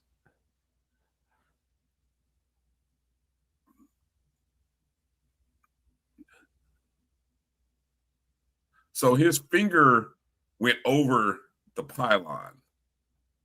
Is that what counts, or is it his, or It is it the has to touch. It has to touch it. According to that rule, touch it it? has to touch. Touch it. Touch the pylon? Yes, that's what the rule just said. He has to touch the pylon. Well, it didn't move. Wait, It didn't move. No, nope, it didn't move. now here's the thing, Brian. Let's look what this. Let's look at where this official is standing at. Yeah, he's on the line trying not to No, get wiped no, out. no. No, Yeah, right. But see, right here, he steps to the side, trying, like you said, try not to get wiped out. Did that affect his vision? oh, very much probably so. Okay, because mechanically, he should have stepped directly backwards, but he did. He stepped to the side. Now, Did that affect his vision on whether he could clearly see whether he touched that pylon or not? I'm not sure if they had. I'm pretty sure they may have had different angles upstairs, maybe a direct sideline view. Hopefully, they had a goal line cam upstairs. We don't know, but that's the play. But here's the thing: just from naked eye, when this official sees this, and when we go to this angle. Yeah, this Wait, is the hold angle on. that I was talking about on Right. the Let show me. that I could see I'm that talking it went about. over. I'm talking about the call on the field right now. So he sees him diving, and the official sees the pylon move. If you can see it right there, the pylon moves ever so slightly. In that official's eye, that pylon was touched by that offensive player. So his interpretation by how that rule reads, if the pylon is touched, the goal line extends, which in this case, the ball has crossed the goal line extended, which makes it a score. 2-point conversion, folks. It wasn't a touchdown, guys. Yes. It's 2-point conversion. 2-point conversion, right? Yes. So it makes it a score by that rule. And that rule, if anybody wants to look that up in the NCAA manual, it is 4-2-4D and 8-2-1A for your rule nerds out there. So you can look it up. And the thing is, that was his interpretation on the field. He applied the rule from what he saw. He applied the proper rule. The ball, the pylon touch, goal line extends, ball crosses that goal line, we have a score. So I want everybody to get, he interpreted the rule right based upon what he was able to see in about 0.3 seconds, everybody. He has to see that, process that, think of the rule, make a decision, raise his hand. Now, so we're gonna leave it at that. I hope this brings a little clarity to it.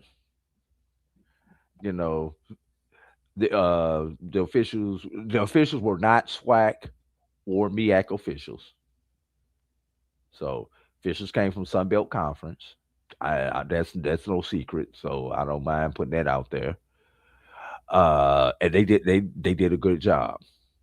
So, and one thing that is tough in these bowl games is when you have neutral officials, you don't know what the points of emphasis in that conference are, or how they rule things.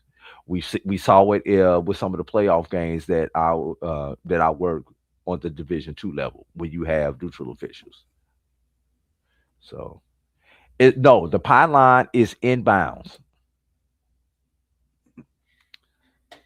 The pylon is inbound. Matter of fact,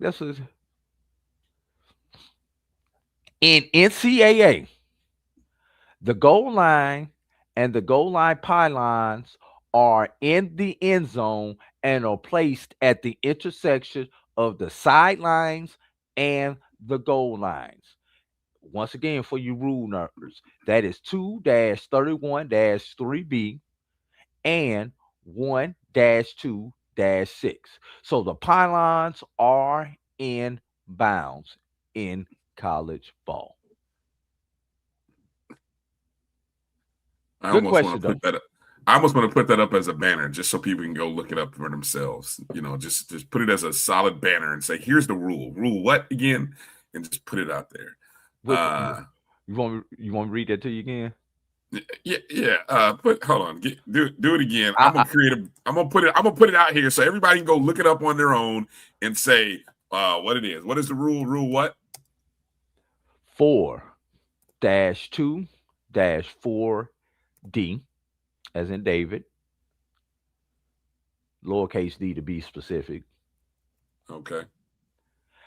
and also 8-2-1 alpha. 8-2-1 alpha. Yeah, 1A. And the about the pylons, Brian, that's the goal line. Those are the goal line rules that applied in this case. Hold on.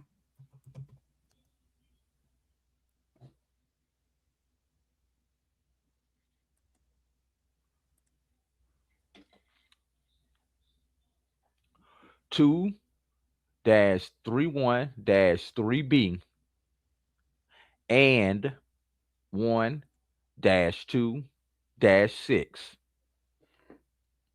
Wait a minute. What's that? That is the pylon, whether the pylons are inbounds or out of bounds. Right, hold on. I hit the wrong button. I didn't realize you had changed it. Yeah. And then hold on. What was the other one? You said the pylon rule? The rules that apply to the pylons. I'm put it there. Okay. 2-31-3 Bravo.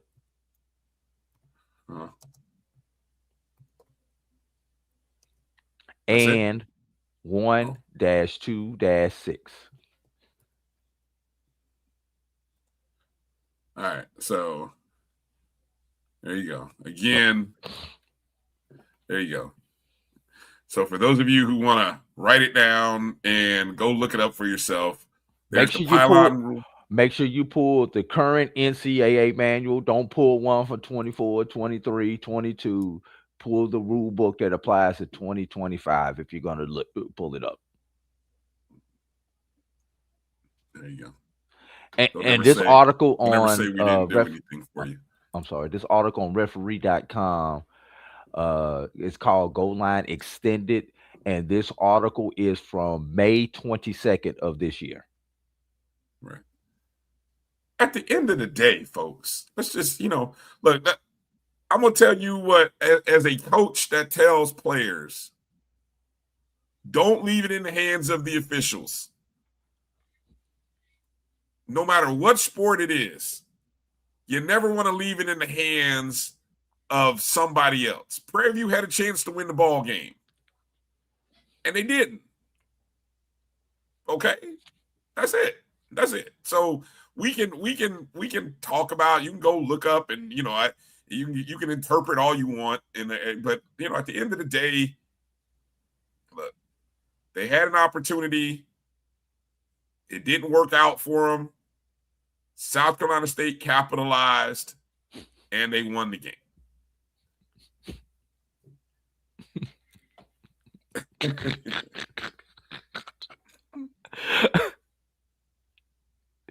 So there you go. Just all right. We just trying to educate people here. Just trying to let's go through the win totals and recap the 2025 season on the win total line, Drew. All right, let's do that. All right. At the beginning of the year, Drew and I kind of did the good old BCSN totals. We looked at the computer rankings to kind of see what the projections were for the 2025 season. And so now that everybody's season is done, we can really kind of look back on our seasons and say to what degree it was a success or it was a failure. And then I also look at some historical trends over the last couple of years, and that will either make you depressed or make you feel pretty good about what your team has done over the last few years. Exactly. Make the kicks, and we're not even talking about this. This isn't even an issue. So at the end of the day, but yes, fans are short for fanatics. And I love being a fan. And I love all you fanatics on social media. That's why the games are played on the field, not on Madden, Kelvin. Yes. All right. let's start in the Mid-Eastern Athletic Conference. So, in the Mid-Eastern Athletic Conference, you see the second column to the left, the 2025 BCSN total. Boy, We we set got the that one number. wrong. Yeah, well, this is just in general. We set the number based on win-loss projections. And if it's in green, that means they went over the number. If it's in red, they went under that number. And then the column, you see the Massey prediction, and in parentheses is the final. So when you look at Delaware State, the BCSN total was 2.5 wins. They went soaring over that number, finished 8-4. So, you know, and Massey even predicted him to go 2-10. Right. And if you look at the wins over the last few years, in 2014, they were 1-11. In 23, they were 1-10. You know, so the last two seasons were pretty dismal for Delaware State. So just adds more fuel to the controversy as to why the MEAC voters didn't vote Deshaun Jackson Coach of the Year. I don't know, but whatever. It is what it is, right? Howard University. We set the number at 4.5 for Howard. The Massey prediction was 4-8. They finished 5-7. Now, you know, was 5-7 a successful season for Howard? Probably not, but it was more wins than last year, and it was about on par with what they did the previous two seasons.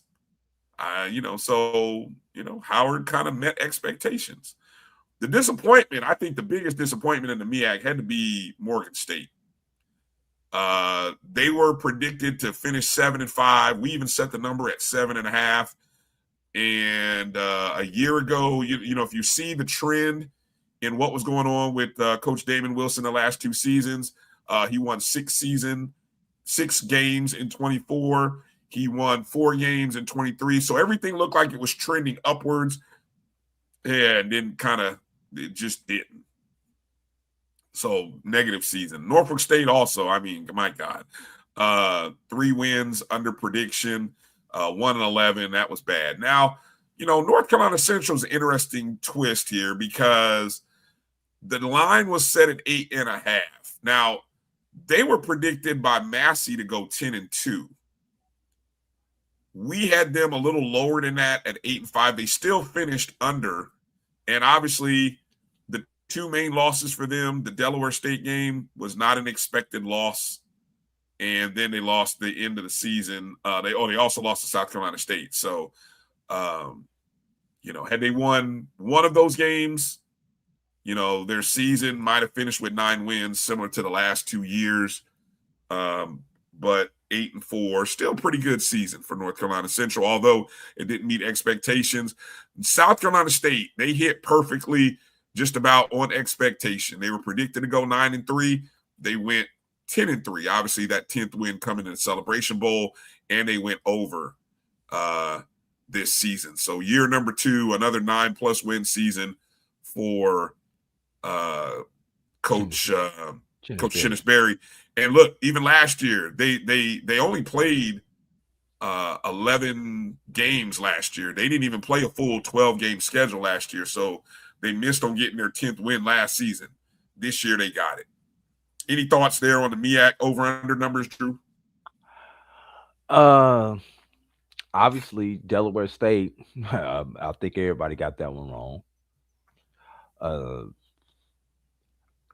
The rest of them kind of came in where we thought they were.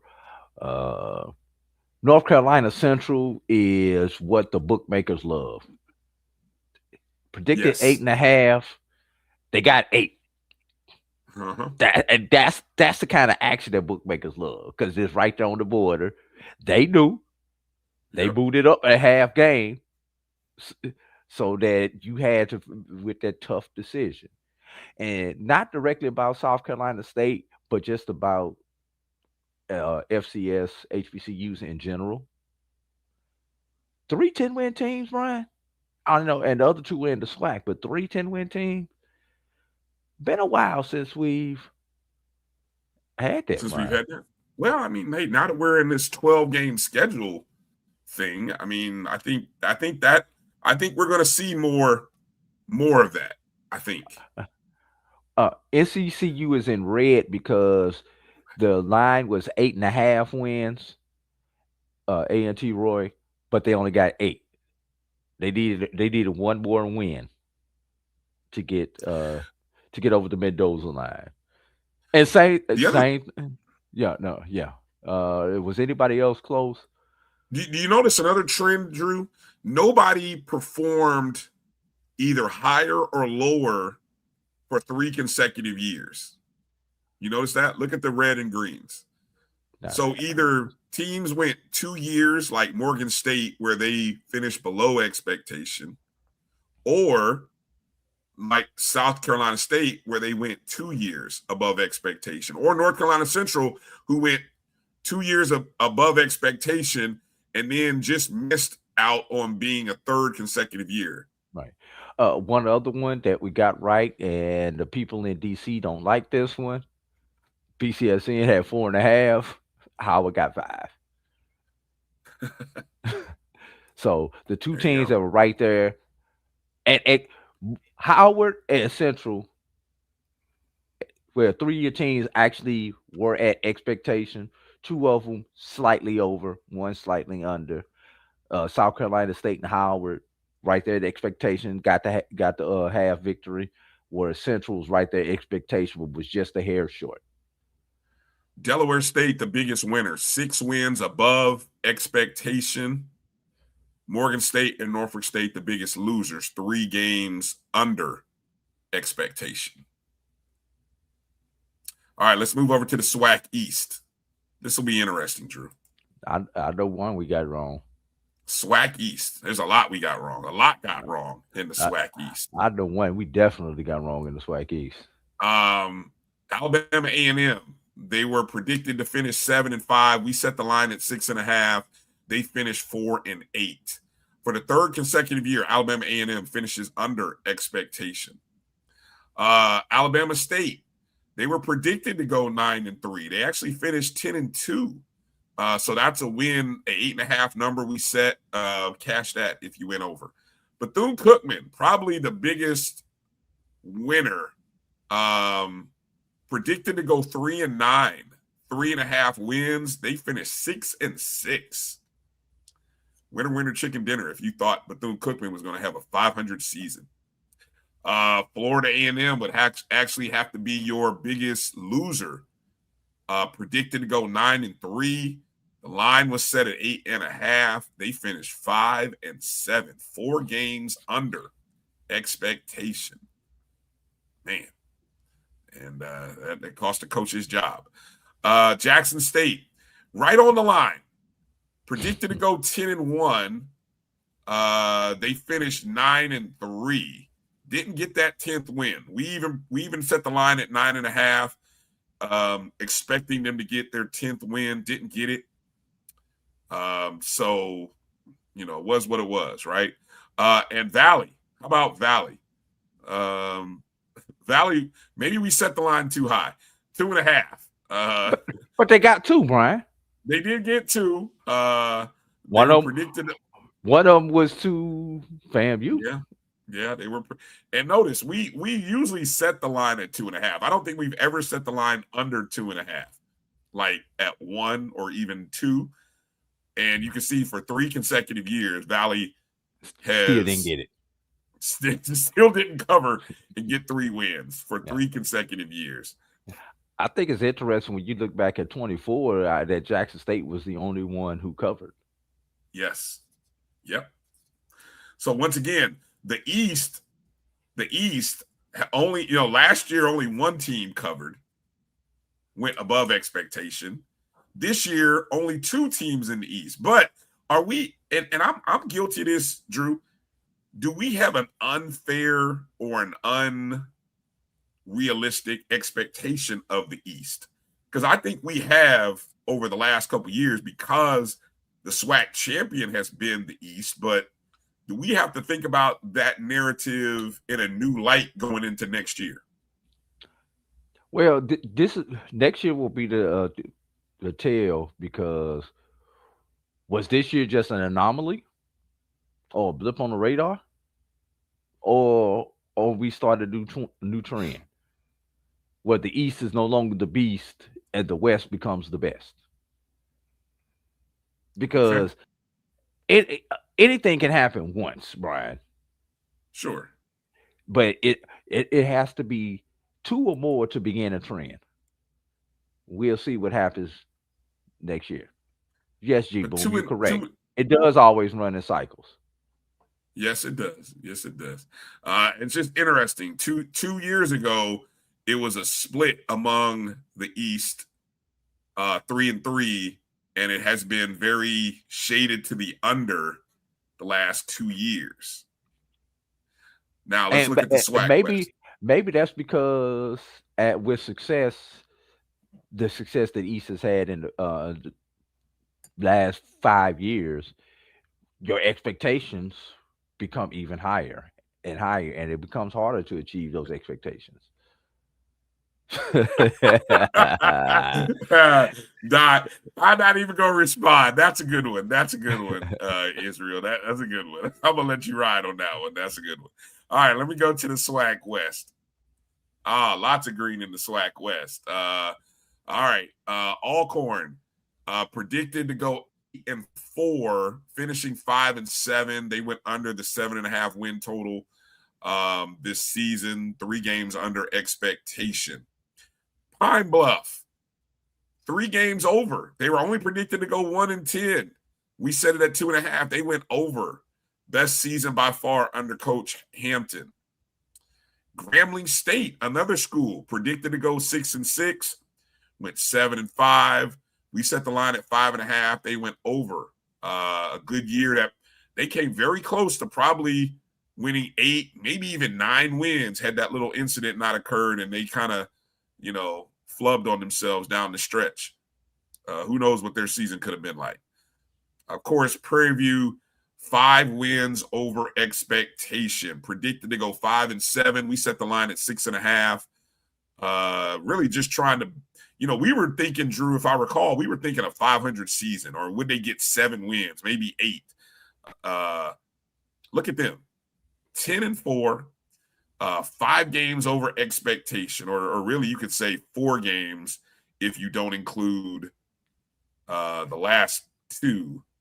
Well, you don't have the championship games are not included in your total. Yeah, they're not included. So it would have been 9 so that would be 9-3 even at regular season. 9-3. 9-3, yeah. So 3 games over expectation then. Yes. Still good. Still good. But you would have cashed that ticket if you had Prairie View 6.5. Southern University. There's another one. Everybody blew. Yeah, everyone blew that one. We FAMU and Southern. Ironically, Brian. Ironically, the 2 teams that blew it the most in the on the football field, at least they got their bands to Atlanta. Yes, they did. They did get their bands to Atlanta for the Band of the Year competition. Congratulations to the Human Jukebox for being the Band of the Year. I'm not going to comment on band stuff because, whatever. All right. I will in a second, Brian.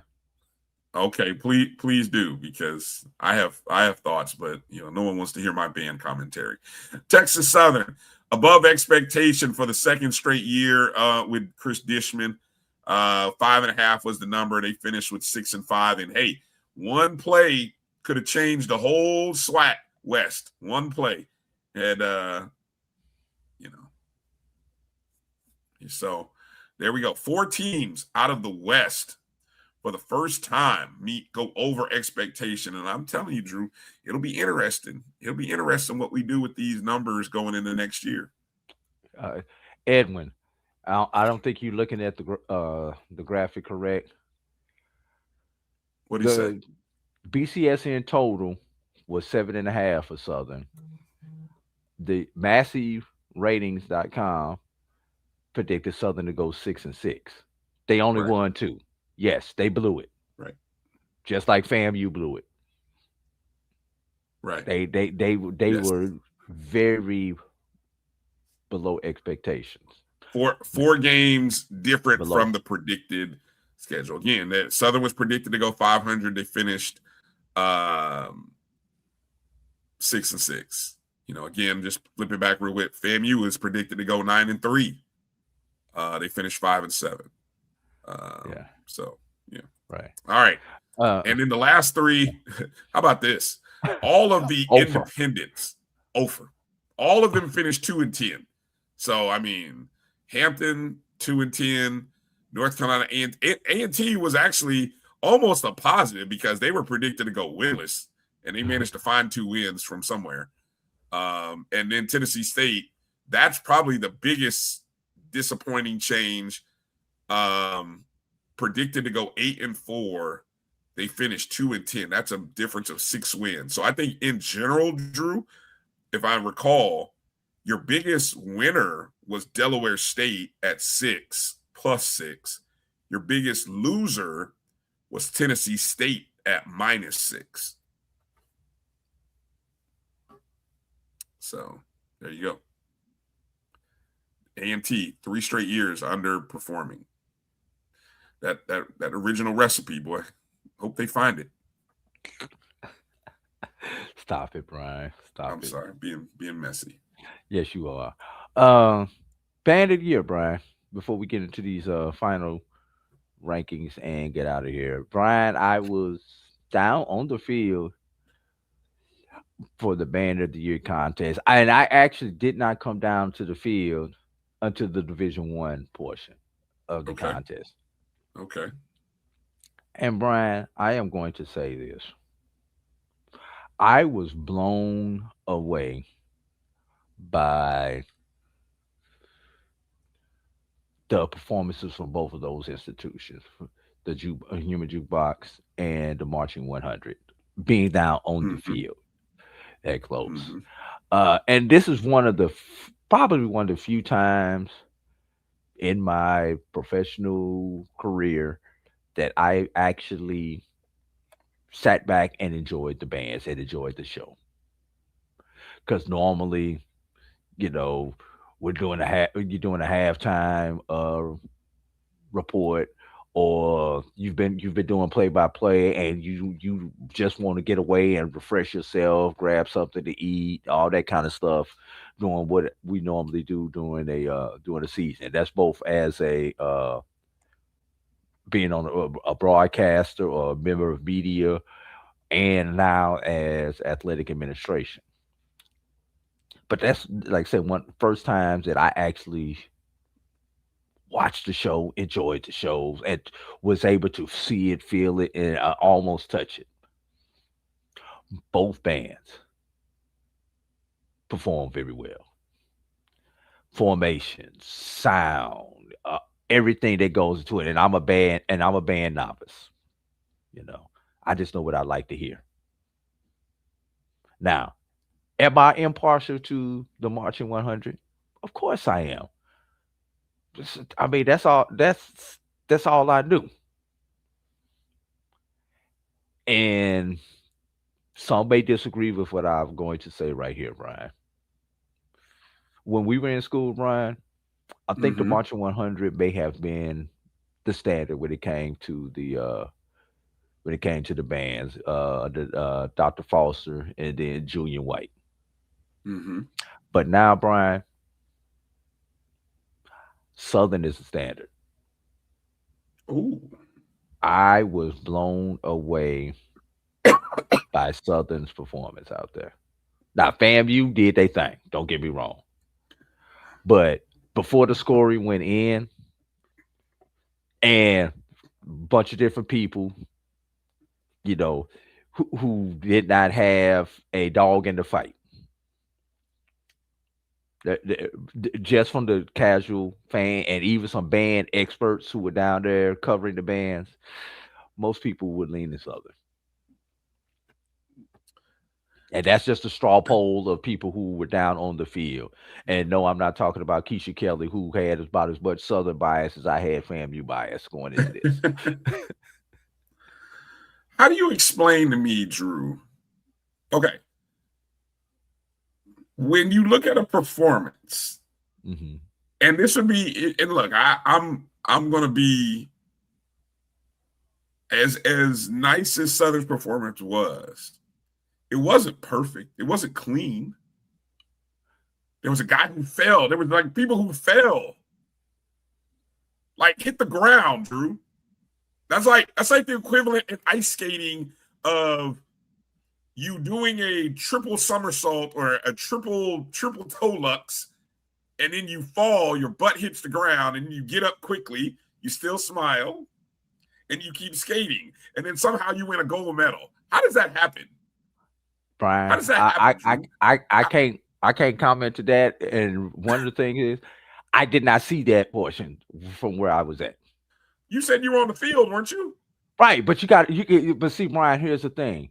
When you're looking at this from eye level, it's totally different than when you're looking down on the performance. He did fall. Hold on, Israel. He did fall. I've seen the video.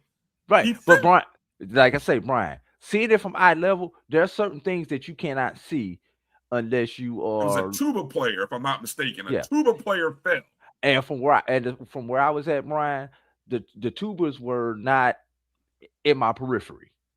Yes, somebody fell. I was over there by the dancers, and I was on that side. I was camera side, but I was camera side ground level, and trying to step out of the way of the cord guy while I was out. The guy who's coming through with the cord. This is what I'll say. FAMU's show. Just to put it, you like this? Do you glance up at the oval every now and then you come back down to eye level? Once they set a formation, then I would look up, because you can't see what the formation is when you're ground level. You have to look up at the oval and see what the formation is that they actually set. Go ahead, Brian. I'm sorry. I'm trying to see A&T Roy saying one more person fell for FAMU than Southern. Really? I didn't hear anybody, even the commentator who was up in the booth with Jay and Tiffany commented on somebody falling or falling out of line for Southern. I forgot what the exact term he used. Right.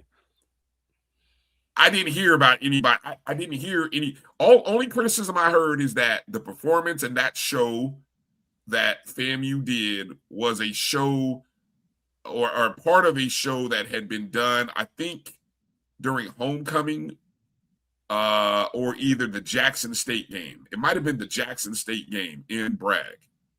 Yeah. But should it have mattered? Did it have to be a new show entirely? Well, Southern came with a brand new show, from what I understand, and so did Bios, who won the Division II level. Okay. Well, and if you go back to the year, y'all gonna hate me for saying this, Jackson State, when the boom was there, they came with a regular halftime show. Did they? Okay. Yes, you have to come with this. This has to be something different. Well, that has been the trend of the judges. They do not want to see a show that they have seen before. Okay. Well, like it's funny. Like you were doing a battle of the bands. Yes. Okay. And I will say this. I did feel going in, and Israel is right. I'm one of those people that I'm a conspiracy theorist on this whole thing. Like, when I saw that somehow Southern had jumped over North Carolina A&T to get into this competition, I was already telling you, FAMU's not going to repeat. It was Southern's to lose, Drew. I really felt that way. I really felt like it was Southern's to lose because Southern is the old SWAC. Southern is the old SWAC bands. And when you've already got schools like Jackson State and Bethune talking about we don't want to be judged, and it's like if you want to ingratiate yourself to the old SWAC bands, exactly. I did call. I told y'all that. I told y'all I would not be surprised if Southern won this competition because of that whole old SWAC thing. Now, I just thought it was Southern's to lose. Now, I thought that when that happened with the tuba player falling, I thought that was the door that was left open for FAMU. And what's ironic about that, Brian? That's how FAMU took it from A&T Okay. 2 years ago when A&T had that one mistake that opened the door for Florida A&M to get it. Right. Because I'm being honest with you, I think if A&T didn't make that mistake last year, A&T probably would have repeated. Now, I will say the one thing that probably helped Southern is Southern's the dancing dolls.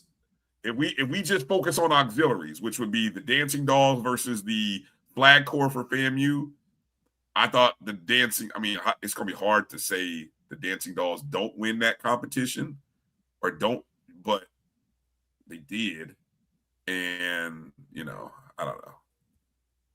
Yeah. I just I just thought from I don't know, man. Yeah, like I said, I'm biased. I'll admit it. I'll tell you. And I thought FAMU show was good. Jackson State or Southern's was good. I just thought they left the door open. That deduction of whatever kind of points for that guy, But again, congratulations to Southern. So spread the wealth around. Look, you know what I'm saying? It is what it is. It's all good. And hopefully more schools won't make the verbal public display out of not being a part of this going forward. So, but we all know that probably won't happen. So. All right, Drew. Are we ready to release the final BCSN college HBCU football rankings? The quicker release and the quicker I can finally get some sleep. Can you type in the private chat? Let me know. I just want to prepare myself. Who won this thing? I'm curious. You got me eager. So I know how to prepare my tone here as I do this. Okay. So again, the BCSN football rankings. These are computer-based metrics that we have been doing now for the last several years. Some years it was a little controversial. There have been years where schools who did not win the Celebration Bowl have been recognized as the BCSN national champions. Right. Jackson State, the year that Jackson State was unbeaten and lost in overtime, they were the BCSN national champions. Florida A&M. No, that was not the overtime game, Brian. That was an overtime game. That wasn't the overtime game? No, that was the 6-5 South Carolina State team. Came in. Oh, that was the South Carolina. Yes, that was the 6-5. Yes. Yeah, they came and yes. They wound up going 7-5. Yes. Okay. Thank you. That was that team. Yes. Yes. Yes. Okay. Thank you for clarifying that.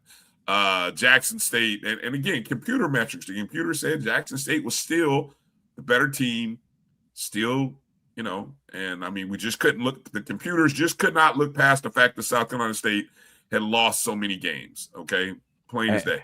And we'll throw another one out there, Brian. The FAMU 2019. The year they were on sanctions but had the best record. Self-imposed, not an NCAA sanction. Yeah. A self-imposed sanction, which only prevented them from going to the Celebration Bowl, but they won the MEAC.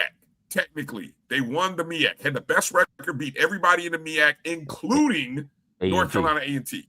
Who was the representative? Who won the Celebration Bowl? Right. Yeah. So FAMU was recognized as the BC. So we've had controversial decisions, and those are two of the most notarized. I think every other year we've ran. It's gone to script. It's gone to script. And I will say, just like the history of Black college football, and really college football up until maybe very recently, with the newspaper and media organizations have been recognizing national champions because there really hasn't been too many opportunities where teams had a chance to play each other in a playoff format. They recently started doing it in 1978 at the FCS Division I AA level. It's been happening for years in the D2 level, right, Drew? Probably for, years. However long D2's been around. I think they've had playoff divisions, right? The college football world, this 12-team playoff, actually, when they went to 4, that was the closest thing to a real playoff. But even that, you had somebody who was left off. And that's right. Number 5 is going to fuss. Number 13 is going to fuss. Right. But at least with 13, with 13, even in our basketball, 13th ranked team, I can say you're the 13th ranked team, and it is what it is. Right. Even in NCAA, the first 4 out are going to fuss. Yeah, I ain't worried about the first 4 out. I'm sorry. You're out. That's just me. But anyway. So yeah, college football, and then in black college football, you've always had these moments where media organizations as far back as the Pittsburgh Courier have always recognized. Now, when media organizations recognize these institutions, it's up to the institutions to choose whether they want to acknowledge it. Yeah, for example, I give all respect and praise to Willie Simmons because he and Florida A&M acknowledged and accepted our 2019 recognition. Jackson State has not. I don't think they recognize our national championship that we awarded them in 2020. Was it 2 or 1? 21, I think it was. 22, I think. But neither here nor there. I just wanted to point that out before we get into it. All right, let's get into it, Drew. Let's introduce the final BCSN top 5 rankings for this football season. We'll start with the under D1 level, the Division II and NAIA, although we don't have any NAIAs that really made a blip this year, so this is all Division II. All right, the final under D1 rankings are, we're going from 5 to 1. Number 5, finishing the year, Kentucky State, 795.45 points. Great year for Kentucky State. Number 4, Johnson C. Smith, 801.73. The CIAA champions. Great season. Outstanding season for them. Number 3,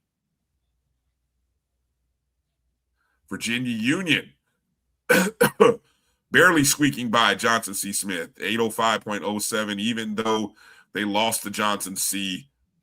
in the championship of the CIAA. Number 2, Benedict College, 928.01, made it to the regional semifinals thanks to the Wingate Wish. Is that what we called it? Yes, Wingate Wish. The Wingate Wish. And our 2025 under D1 HBCU national champions, the Albany State Golden Rams, led by head coach Quinn Gray. The SIAC champions went 12-2, went to the NCAA regional finals, the Elite 8, with points 973.16. Congratulations to Coach Gray and Albany State Golden Rams. Have we crowned them a champion before, Drew? Do you recall? Not Albany State that I recall. Benedict was our champion. Benedict has been our champion. Virginia Union. I have to go back and look. Albany State may have gotten it back in 19, possibly. When Coach Gabe was there? Yes, possibly. Right? I had to go back and we had to go back and pull that. Check the archives. Let's check the archives on that. All right. Well, congratulations to Albany State, the BCSN under Division I national champions. All right, here we go. The Division I final computer rankings, top 5 in the Division I level. Number 5, Delaware State, an outstanding season. As we mentioned, 6 wins above expectation in Deshaun Jackson's first year, 590.36. Number 4, Alabama State. Ooh, kind of interesting. Alabama State, first 10-win season in well over a decade. 604.07, great season. But that head-to-head loss to Jackson State ends up costing them a shot at the SWAC championship game. Number 3, the Jackson State University Tigers finished as East Division champs, but lost the SWAC championship game. Very close numbers there to Albany State, 609.24. Alabama. I'm sorry, Alabama State by 5 points. Jackson State was the preseason number 1 when we opened our polls back in early October. And for several weeks, they were number 1. I think there was a minute where Alabama State was number 1 for a minute, if I'm not mistaken. Yes. Number 2, Prairie View A&M, 629.24. Prairie View A&M Panthers, of course, the SWAC champions, the SWAC West Division winners, and heartbreaking loss in the Celebration Bowl. 2 points shy, maybe 1 field goal shy of being number 1. But number 1 belongs to the South Carolina State Bulldog. Roof. The Bulldogs, 644.57. They win 1-0 Saturday, and that's all that mattered, is they are number 1. I think this might be the first time that the Black College Sports Network officially recognizes South Carolina State as the Black College National Champions at the Division I level. Congratulations to the Bulldogs. I think it'll be unanimous, undisputed national champion. I don't see there's any dispute with that. On both levels. On both levels, right. I think this is a year where it was undisputed. So, all right. Well, Drew, I think that's about wraps it up for us tonight. I think we hit all the things we need to hit on. When you agree? We did miss one big story, Brian. Okay. Wait a minute. Let me pull it up. Oh, Dallas goes fake. Oh, nasty work. And this one is going to make sneakershock.com feel great, Brandon King. How about Tennessee State in basketball defeating UNLV on yesterday? I've seen a little bit in a few places about that. Obviously, 63-60 was the final. What was the final? 63-60? 63-60 was the final in that particular ball game. And in that game, Travis Harper and Aaron Kumar, I hope I'm saying that correctly, charged to my head, not my heart, led the way for Tennessee State with 12 points each. Kumar had 8 rebounds. Harper had 3 rebounds. Carlos Williams also chipped in 10 points in 27 minutes in that particular contest, Brian. So great win. Brian, wasn't it Who's you the head who coach said again for Tennessee State? do not Former know Duke, off the top of my former head. Dookie, right? Do not know off the top of my head. Was it Nolan Smith? Yes, Dolan Smith. Yep. You're correct. Okay. Yeah. I was almost thinking Dolan Richardson. I know he didn't come out of retirement. Nah, former Dookie, Nolan Smith. Yeah. But Brian, what did you who said last week? It seems like almost once a week we're seeing a HBCU defeat a major college program on the hardwood. Yeah, I did. And another week goes by and we get another W. Yeah. You had Southern's women put up another one. They beat another. I think last weekend we were talking about them beating somebody out of the Big 12, and then they turned around and played another Big 12 opponent. They beat Houston.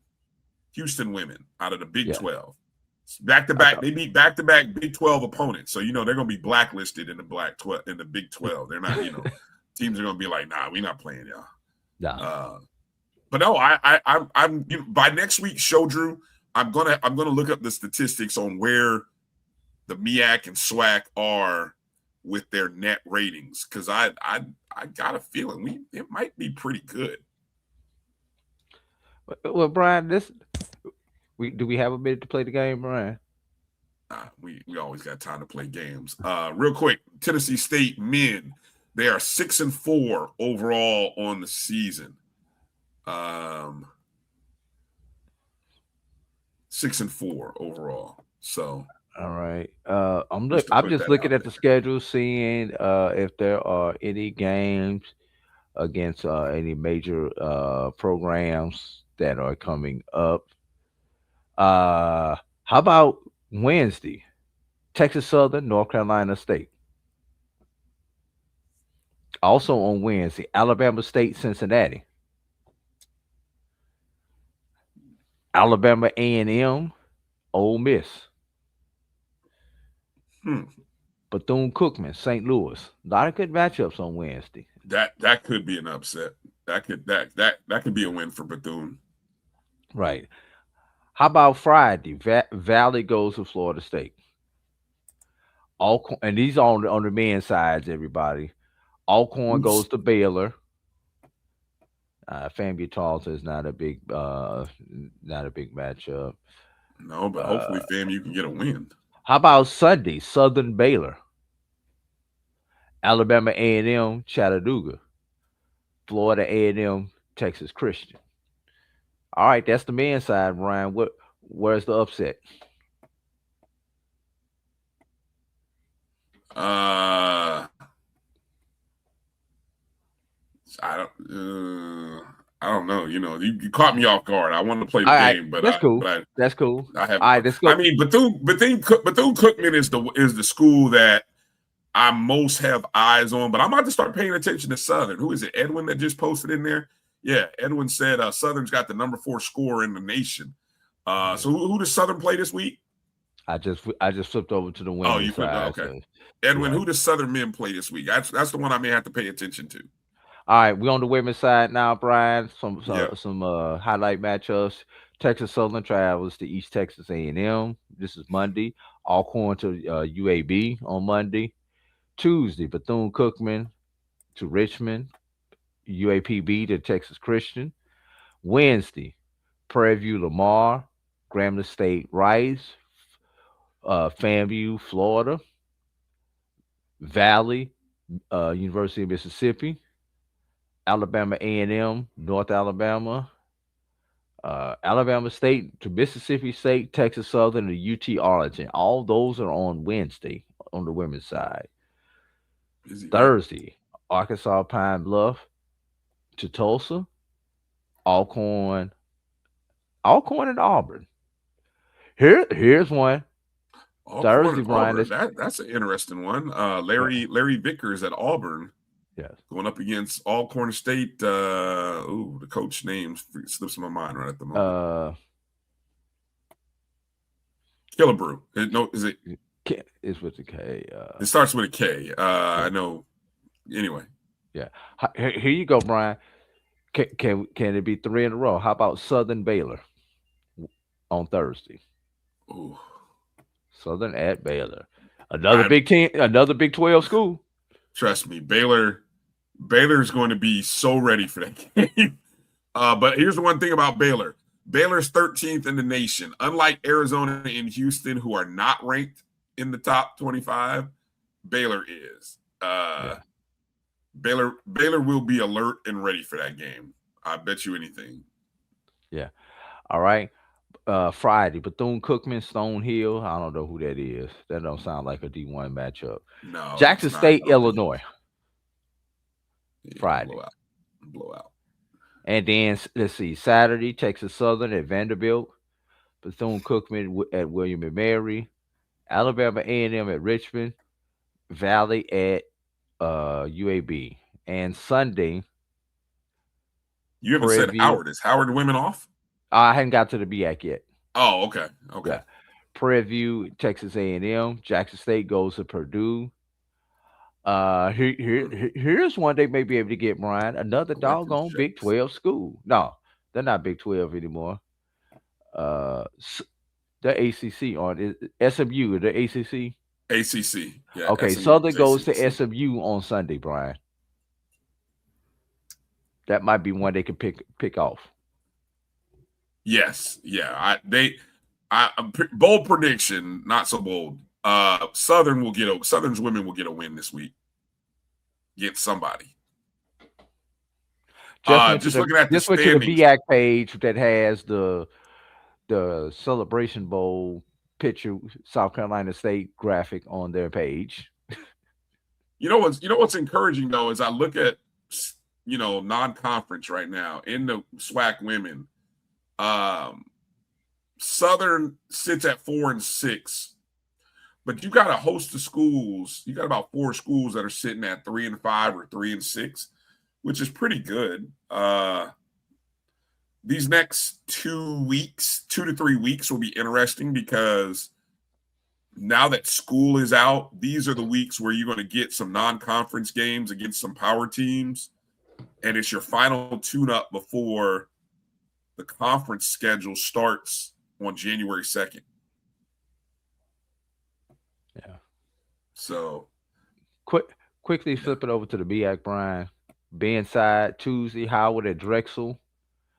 Win for Melody Shore at Wagner. Delaware State goes to St. Joseph's. Here's one though, but Norfolk and Grambling play on Thursday, Brian. HBC matchup. That should be fun. That should be a fun, good game. Morgan State gets to travel all the way to face Cal on Friday. Morgan State 1-11 so far on the season. Coppin State goes to Navy. 2-10 Coppin State. Yeah. Yeah.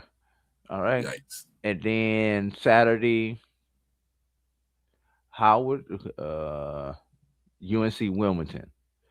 Sunday, Morgan State. Howard should win that game. Morgan State goes out to the University of San Francisco. And moving on to the women's side. Let's see. Norfolk Campbell on Monday. Morgan State, LSU. Howard, Cincinnati on Tuesday. Central, North Carolina Central plays Queens, Towson, Maryland Eastern Shore. Thursday, Norfolk State at Ohio State. Friday, Coppin State at Temple. Morgan State at Davidson. Saturday, South Carolina State travels down to Florida State, Delaware State to Tulane. And Sunday, Morgan State to Loyola. Coppin State, Georgia. Norfolk, Elon. And Brian, don't forget about the Chris Paul Classic here in Atlanta. That'll be coming up this weekend. That game that I was talking to you about is actually going to be played here in Atlanta at the Gateway Arena. So the schedule, if you are in Atlanta, come on out to the Gateway Arena. And those who don't know what the Gateway Arena is, that's where the SWAC tournament is being held at later on this basketball season. Thursday's lineup: Clark Atlanta versus Lincoln, PA at 11 o'clock. 1:30, Fayetteville State versus Morehouse.